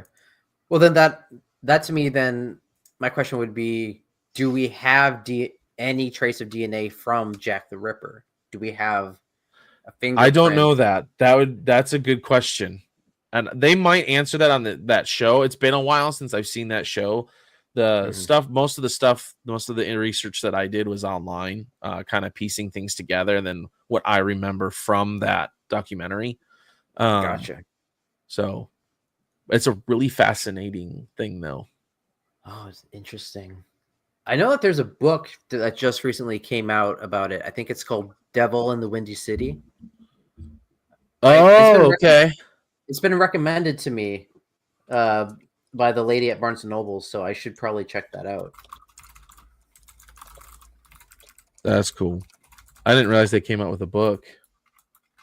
Halfwit says there's Devil in the White City by Eric Larson. Okay, White City. Okay. Yeah, that's the one. The hotel is totally messed up. Yeah, 100%. Like, this dude was, like, you want to talk about creepy serial murderer? This guy takes the cake, I think. They used his hotel as the inspiration for American Horror Story, the hotel season. Oh, wow. Oh, that makes sense. That makes sense. I thought you were going to say Bates Motel. But... No. Yeah. So apparently at one point he confessed to 27 murders at one point and then ended up really confessing to about 130 murders. Good God. Goodness. Out of his hotel. But his cousin wasn't one of them that he confessed to. His cousin was at 10 years old. At the beginning when he was like 10 or 11. Yeah, he never really confessed to that one. They could never really get him with that one. So Obi-Shawn. Yeah, he was in. My bad. No, you're good. He asked, how'd he kill his victims? Are you talking about Jack the Ripper? Or are you talking about H.H. Holmes? In his hotel, H.H. Holmes, after they were drugged and couldn't find their way out, most of the time he would strangle them to death or, stab them and then throw them down the chute. And then, use the cadavers and do whatever he wanted to do them with whatever experiments he wanted with them. And then whatever he didn't use, he actually had a big old furnace down there to heat the hotel that he would throw the bodies in. I didn't know that last part. So that's interesting because if I remember correctly, wasn't Jack the Ripper's preferred method like a knife, and he was fond of slitting the throats of the prostitutes, if I remember correctly. You're right, he did, yeah. Yep. Which is why I believe the common theory is it was the barber at the time who was living in the area who was later thrown into an insane asylum. I believe that's the common theory about. Is that where they get the movie? What's that movie with Johnny Depp where he's the barber? Is it Sweeney Todd? Sweeney Todd. Is that where they get the idea for that? I think so. Okay. What's funny is I just watched a video by this dude, John Solo, and he does messed up origins of pretty much everything from folklore to Disney movies to and I was just listening to his 3-part video series about Sweeney Todd last night, and I can't even remember what the origins was. Sounds about right, though. If it was a barber that they had thought, that's who they thought, because there was a barber who was they never confirmed that it was him, but he was thrown into an asylum back when we used to have those because he threatened his sister with a knife. And as a barber, he probably threatened her with like a barber knife or something like that, which would also line up for the type of killing that Jack the Ripper was known for. Okay. But I had heard that Jack the Ripper, that they assumed that he was some sort of educated guy because he knew so much about the human anatomy when they found the bodies. Like he knew where to cut, how to do things. Yes. Yeah. That was the one thing that they did say, I think, in the documentary too, was that with H.H. Holmes, because he was technically a doctor, like you said, he knew exactly where to slice and where to cut to kill it immediately. And he was very fascinated by that. And that's one of the things that they brought over to with him possibly being Jack the Ripper, is that there was that element of precision that he really liked. Gotcha. Now, correct me if I'm wrong, Morgan. I had heard a story that someone had actually escaped the Holmes's hotel, and that's where they first got their suspicion of something might be going on here. You might be right. I don't remember that fully, but as you say that, there might be a story about that. Huh. You might be right. That gave them their first. Let's see if I can find it. Yeah. Or maybe it's I'm just thinking crazy. of something else. Crazy to think about, man. Some of these things. Like, what don't we know? There's so many things that, I'm sure we're being lied to about, but it's really interesting. Yeah, it's pretty crazy. What do you guys think? He did it. You made a believer out of him. Oh man, it's like Obi-Wan Kenobi says, coincidence? I think not. Yeah, pretty much. Man, there's some good ones out there. There's some really good conspiracies out there. The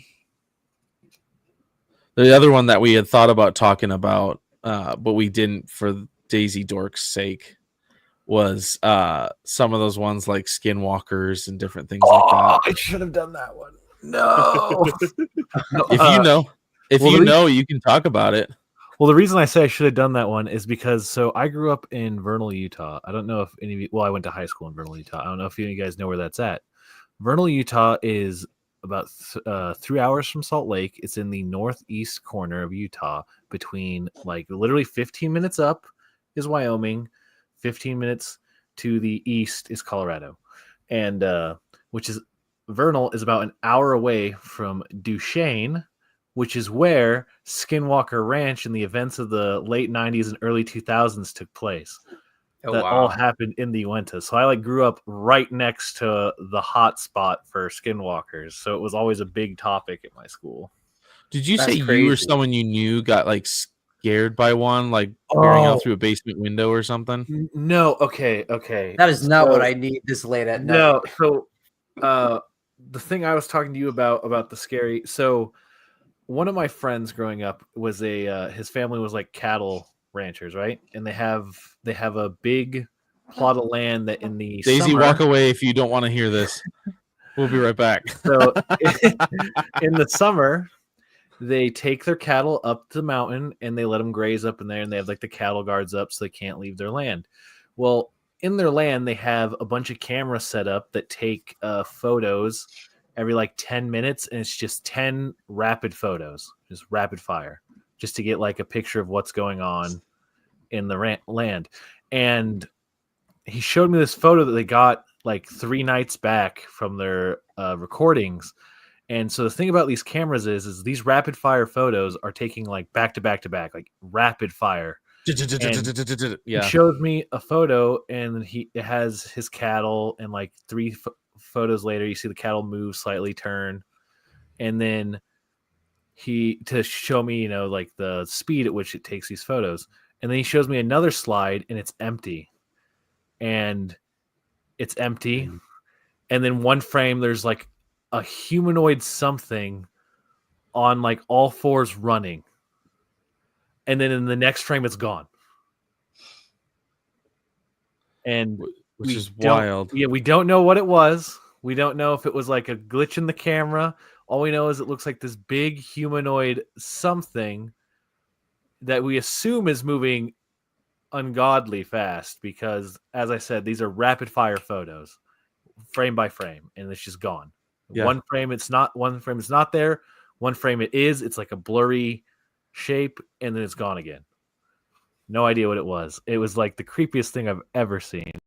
Like little 9th grade me in the morning at school, sitting in the cafeteria with all the other early morning kids, just looking at this photo like, what the heck is that?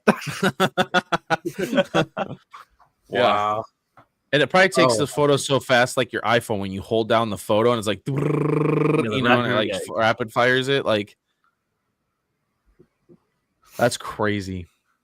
Yeah, we had tons of like stories about people trying to go out there. A chick I actually dated in high school, her uncle worked for the FBI, and he's one of the FBI agents, because they're still assigned to watch that ranch, by the way.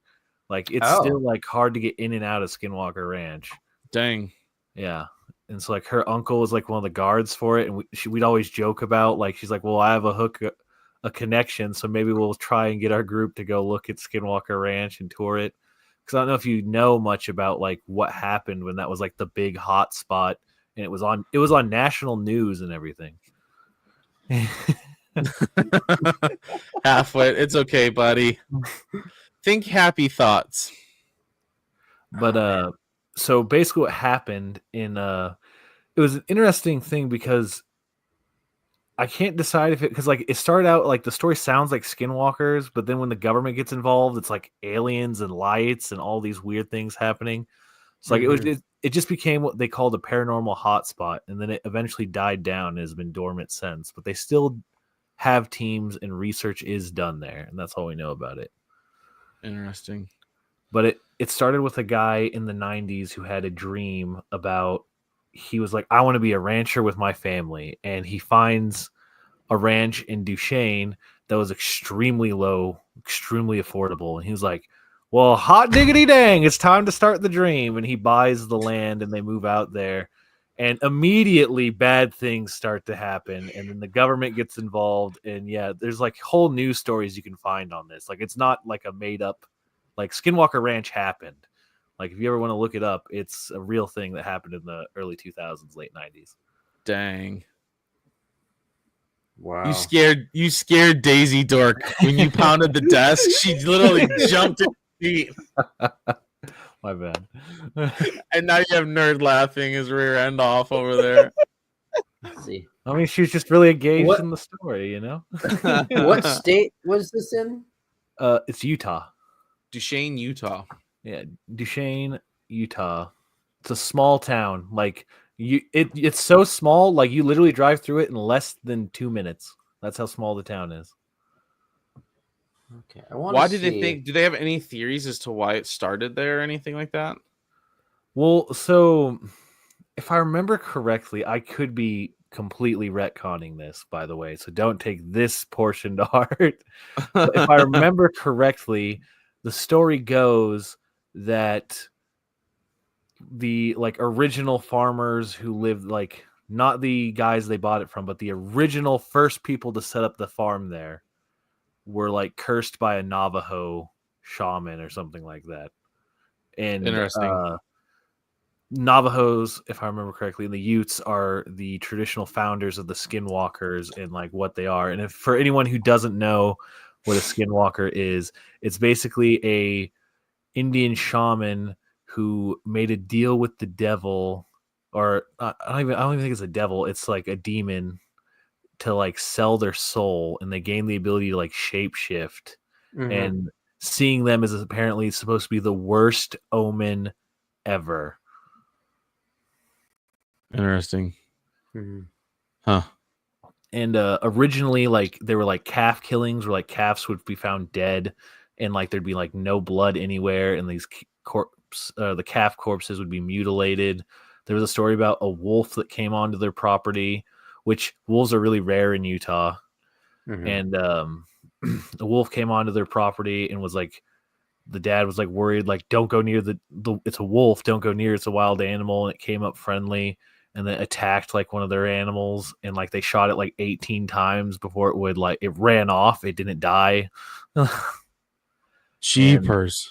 And then the government gets involved, and it becomes more of paranormal. There's a ton of strobe lights, weird light effects happen. They don't know what's going on. So basically, Skinwalker Ranch went from, in the course of a couple years, it went from a Native American folklore creature to aliens, and it was really bizarre. It's one of the most fascinating things that has happened for paranormal activity that we have in recent documentation, where it's this is an actual thing that happened. That's crazy. Wow. Interesting. Huh. 10 out of 10 Yeah. recommend. A massive unlikable wolf. Some theories are it could be a dire wolf or even some sort of demonic entity. That demonic entity, it could be, Yeah. like you said, if it's the Navajo making deals with, some type of demon, So that's the thing with the skinwalkers, is they're able to take the shape of animals, is one of the big abilities they're supposed to have. And they'll be larger than the normal animal normally. Mhm. And stuff like that. Gotcha. Huh. That is really interesting stuff. Yeah. Interesting. I could sit here and talk about cryptids with y'all all day. I love cryptids. They're my favorite. Oh, we need to have an episode, maybe without Daisy. Sorry, Daisy, about cryptids. I don't want Daisy over here hyperventilating in her chair while we're talking about cryptids, What do you mean? That just means she's engaged. She loves it.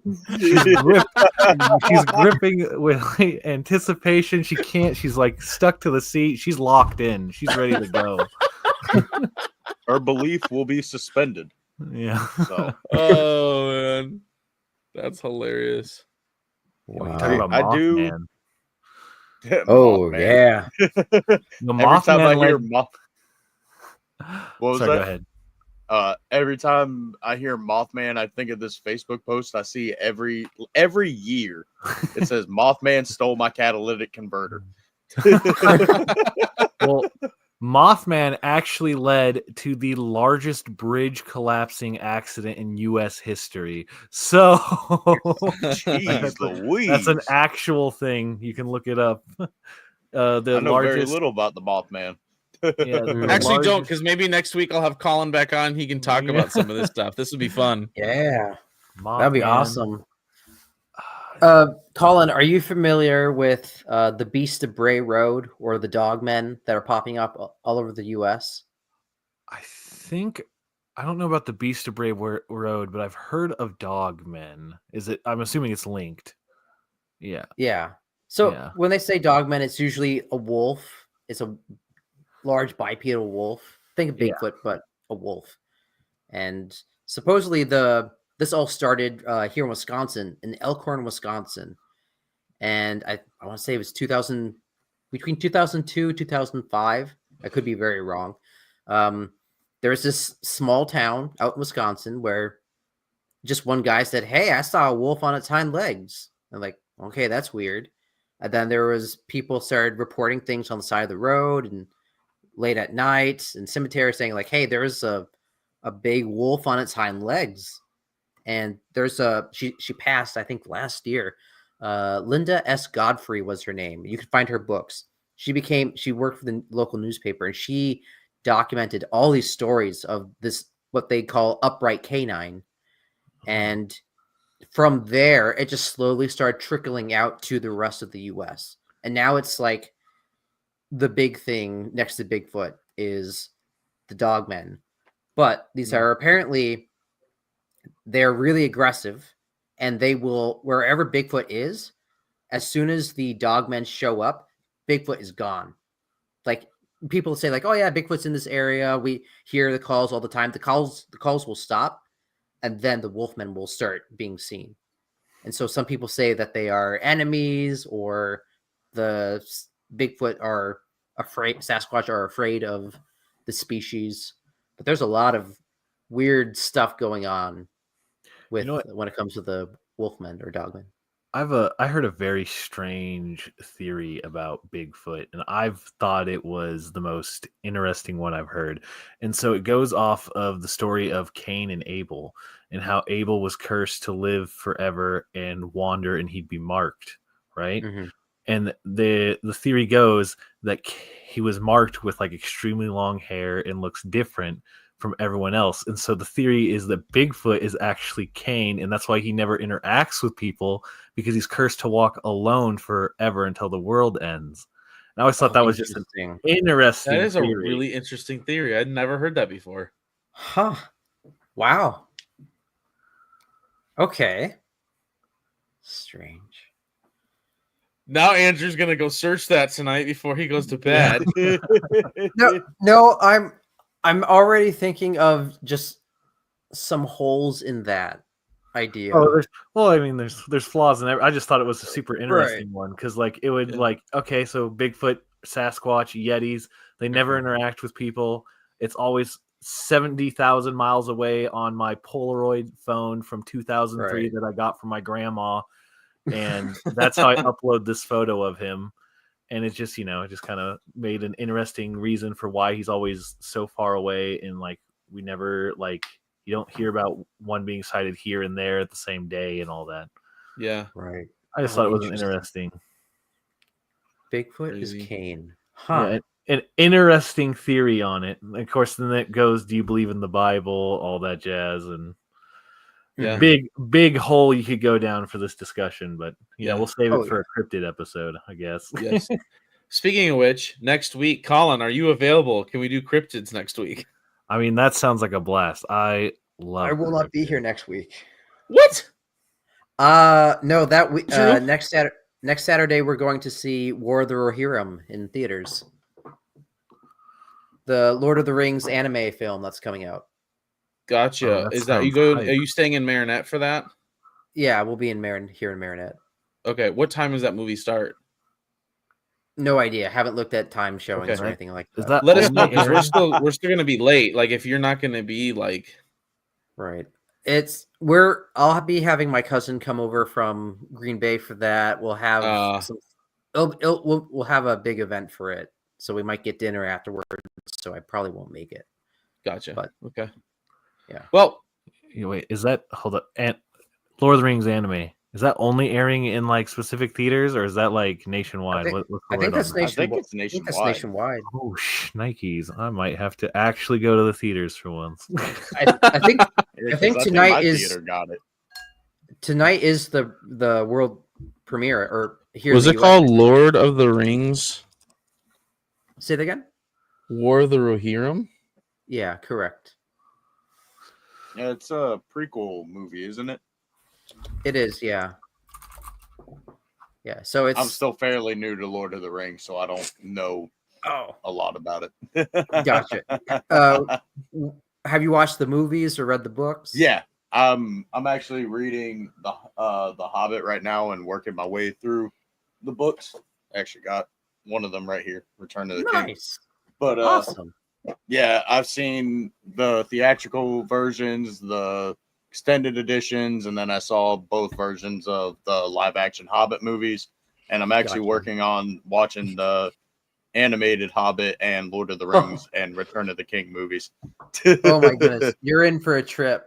They're wild. Shoot, I'm first like 5 minutes into the cartoon Hobbit movie. I'm like, I need to do like a reaction video to this. This is just too good. Colin, it looks like the closest one to us is Omaha. Though you have to go to Omaha to watch it. Oh, rats. I'll It's just got a pirate it with- 6.7 out of 10 on pirate. IMDb. So, yeah. Rats. Maybe I'll worm my way into Omaha at some point. I don't like going there. Let's see. Especially not in the winter. Our roads get icy. Yeah, which we experienced last night and today. So, well, cool. Let's plan. Man, Andrew not being here next week is throwing me off. You guys do whatever.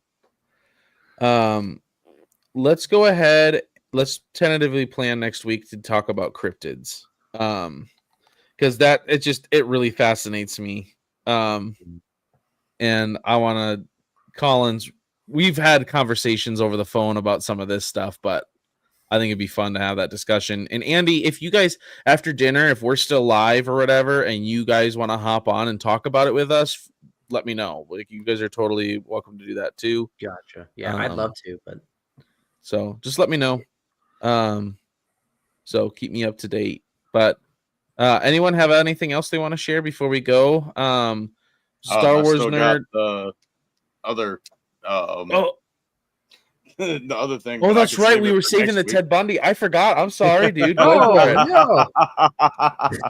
I'm so sorry. I thought my bad. Wow. Okay. Woo. What's funny is I saw Halfwit's comment right here, which actually kind of reminded me about it because I actually got the information from a Mr. Ballin video. So basically, like I said, there's at the very beginning of this long stream. Thank you to everybody who's stayed tuned throughout this whole thing. Thank you Yeah, guys. for sure.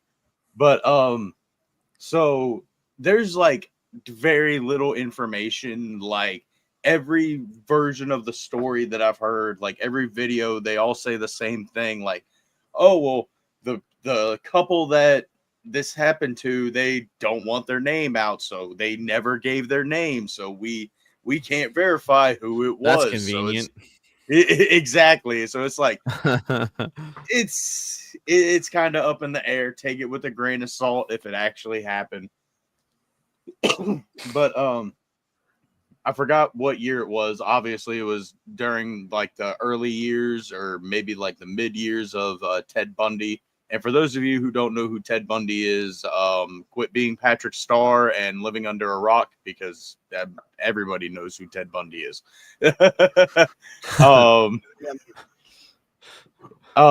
So basically, there was this couple, and they went on a date, and the date wasn't going very good. So the dude was like, "All right, screw it. Date's not going very good. We'll go ahead and I'll do one last attempt.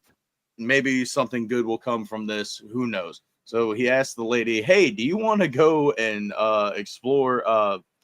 It's out in Utah. I think it's I can't think of starts with a P. It's like Provo's Canyon or something like that, or Parvo's Canyon. It starts with a P, but it's something canyon out in Utah. It's probably And Provo Canyon. Yeah. Yeah. And for some reason, they wanted to go at like 2-3 o'clock in the morning. And obviously this is back is making before sense. flashlight, or not before flashlights, but back before cell phones and stuff like that. And I guess they didn't have flashlights or anything, but they're walking through the woods, and all of a sudden they step in something squishy, and the guy looks at the girl, and they both at the same time have like just this like feeling of dread come over them, and they just turn around and leave. And later on, I guess they got married eventually or something like that. I guess Date trauma. went well, I guess. I guess trauma really does bond people together, huh? Which is why Colin and I are really good friends. No, I'm just kidding. The trauma. Man. Oh man. But I guess during an I can't even find the fucking interview. I'm sorry, apologize. You're good. I can't find the interview at all, but apparently there's some interview with Ted Bundy, and the interviewer asked him, "Is there any time that you thought that you were getting close to getting caught?" And he's like, "Yeah, one time this couple literally stumbled across the body, like they're standing on the body of the girl that I just killed, and I'm literally 2 feet off in the bushes, and they just turned around and left." And he said that if they would have if they would have stepped 1 foot forward, he would have came out and like bludgeoned them to death or something like that. Whoa. Talk about a close call, man. All I gotta say is walking anywhere in Utah, in the woods, in the dark, that takes some major cojones. That's all I'm gonna say on that. Oh no. And you got to think that was back in like the 70s or something like that. Like, bro. Colin's like, in Utah, I'm not going anywhere in the dark unless I'm in my car and the windows are rolled up and the doors are locked. Yeah. If you're not with a group of 5 or more, why are you out in the dark in Utah? On God. Well, that Daisy, you good? That's a laugh of somebody that's not okay right now. I mean, you thought the skinwalkers in Utah were bad. We also housed Ted Bundy, it appears. So, Utah's just one of those states where you might just want to like wipe it off the map. yeah. Like you got a lot going on. Let's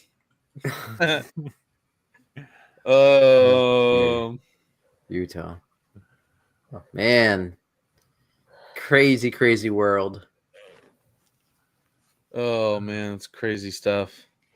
That is wild. Like, can you imagine being that couple and then maybe hearing that interview and being like, that was us? Well, that's the thing. I guess they like watched the interview like happen like on TV, like right before they executed him. Oh. You said that they were anonymous? Yeah, like they never gave their name, and every video I watch, they're like, "Oh, yeah, we don't have the name of the couple that this happened to." That makes me think that they are for sure the real couple, because anyone would say, "Yeah, it was me," and they give their name because they want their moment of fame. To not give your name for something like that is kind of like, no, that must have been them. That had to be real. And maybe there's a little. I mean, maybe a little bit of shame that they didn't like. Yeah, say anything. They could have stopped it. They could have stopped it. Tried at least. Who knows? Yeah, they might have been bludgeoned to death. It might have, but maybe they could have. I don't know how many more victims he had after that. They could have maybe possibly stopped all the others. If the guy had fought or something, but it's so, yeah, when you're in a real situation like that, every guy can say like, oh yeah, I'd fight, I'd stop him. True. You have no idea how you will actually act. No, I'd probably be running and screaming like a little girl. I'm not gonna lie. I mean, I'd same. I'd be sobbing my eyes out, just like. Would you even get the chance? Because they didn't know where he was. They didn't even look down. They stepped in something. We're like, oh, that doesn't feel good to step on, and ran away. True. So true. because like he would have come rushing out of that bush. I don't even think they would have had a chance, to be That's honest. Yeah, true. They I probably wouldn't think- have. I But- think the story said that he was like to their immediate left, so it's like, bro, you go to the right. He's coming at you from behind. Yeah. The thing is, there's two of them, though.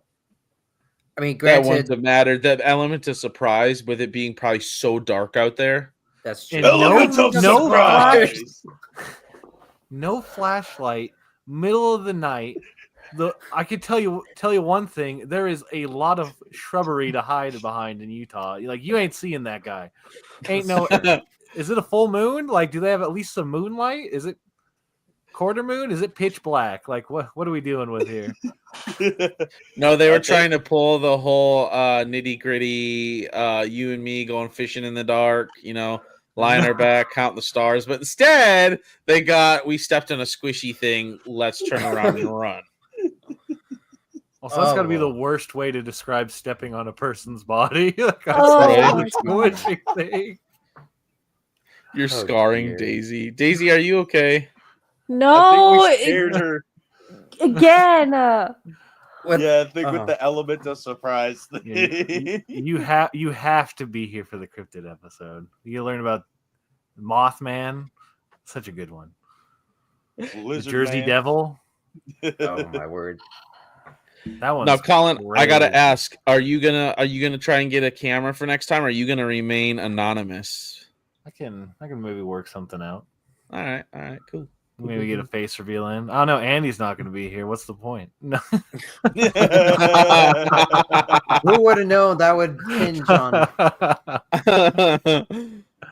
Andy, this whole thing hinges on you, man. I'm sorry. I made this plan a week or two ago. I can't back out. Hey, Nerds Galore happens every Saturday, and that was made like 3 months ago. So That's true. I need. No, go watch the movie. You'll have a great time. God, just kidding. Yeah, go watch the movie, dude. Either that, or I'll come back and say, why do they keep ruining Lord of the Rings? But Ow. we'll see. Wait, You're right, Daisy. Wait. I just hit myself in the face. If anyone saw that. Oh, Daisy, you are always hurting yourself. This is like, oh my goodness. What were you gonna I do- say, Colin? Sorry. I was going to ask if the Lord of the Rings one is a Disney or no. Oh wait, no. Lord of the Rings didn't get bought by Disney. So who is No. making it? it's a New Line HBO. Cinema. It's the same. It's the same team that did the Lord of the Rings movies. It's not Amazon. Okay. Well, then there's high hopes. High hopes, right? High hopes. Very Hopefully. high hopes. It Hopefully. seems like it's. Some people hate it already. Some people are like, no, actually, it's better than Rings of Power. So it's Okay, that's not a high bar. so- it's not, but at the same time, it is. Oh. If that makes sense. But But we're at the 2 hours, guys. This is by far the longest we've gone. Maybe next week will be even Ah. longer when we start talking cryptids. So who knows where we're gonna go with that one. maybe talked I'll like be able to about show up for 3 the last today. hour. Yeah. what? That's true. We talked about 3 today. We had Loch Ness. We had the spiders. We had Wendigos. That's true. That's 3 That's true. cryptids. We're fun. that's the whole point. We started talking about conspiracy theories, got into some cryptids. Now we're really gonna go into some cryptids next week. For those of you who man. are interested. Okay. Daisy, if you're Maybe gonna we'll be get, here, can you please cover Wendigos? I think you would really enjoy Wendigos. Oh, I don't trust you. I'll be honest. You I'll, good character I'll tap judgment. out. I'm just kidding. I'll tap What? out when you cover Wendigos because that one gets me. I can't do Wendigos. Okay, if We'll it s- we'll scares see. Andy, I know it's gonna scare me. So Ain't nothing scary about them. They're just Uh, Say that really until fast. I you're encounter one. full of it. How about that?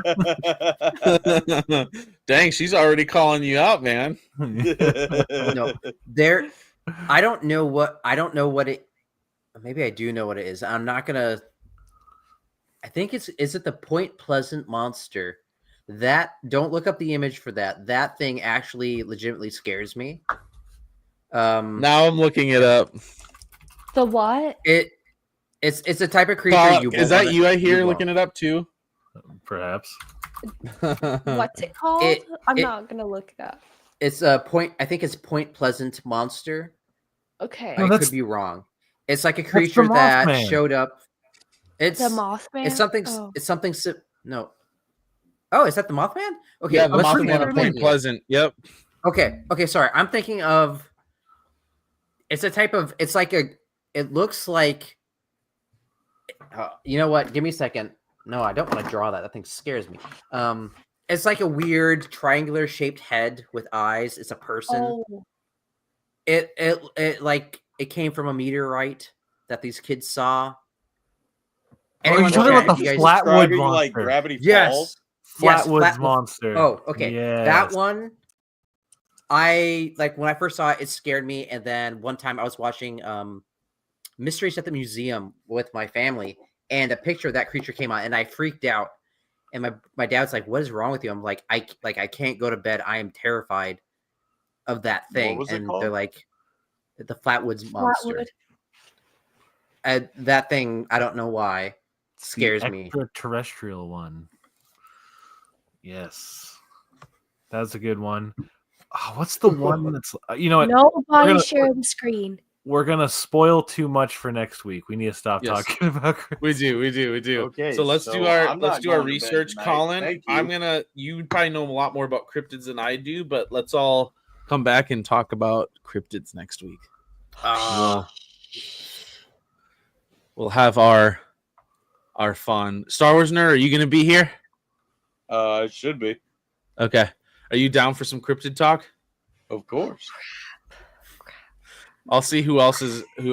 I won't. Obviously, Andy won't be here. Daisy, I won't let you. Don't have to be here, and you don't even have to watch the live stream. I totally understand. Not your thing.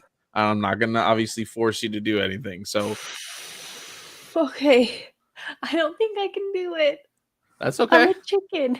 That's okay. That's okay. That's not for everyone. So. I'm gonna see if I can get my friend Whistling Breeze on here maybe next week. Talk some cryptids. I feel like with he him. would have some good cryptid stories. I do too. Yeah, Whistling Breeze is good. So, for you guys here on the live with me, stay on after we're done with it. The outro we'll kind of talk about next week a little bit, and then get off. So. But for you guys on the live stream, 4 of you guys are troopers, man. Like this is the longest we've ever done a live stream here. So just over 2 hours here. We appreciate you guys. We appreciate you guys being in the comments. I think we should try to beat Galactic Cantina's record. What is his record? Let's go. I don't know. Probably like 8 hours or something at this point. All right. I got my book of cryptids over there. Let's go. Alphabetical order. Oh man. No. We're gonna get off here, and we are going to try to make Daisy think about other things, think of happy thoughts before we let her go. But again, thank you guys for watching, and for anyone watching in the future, appreciate it. And we'll see you next time. May the force be with you always.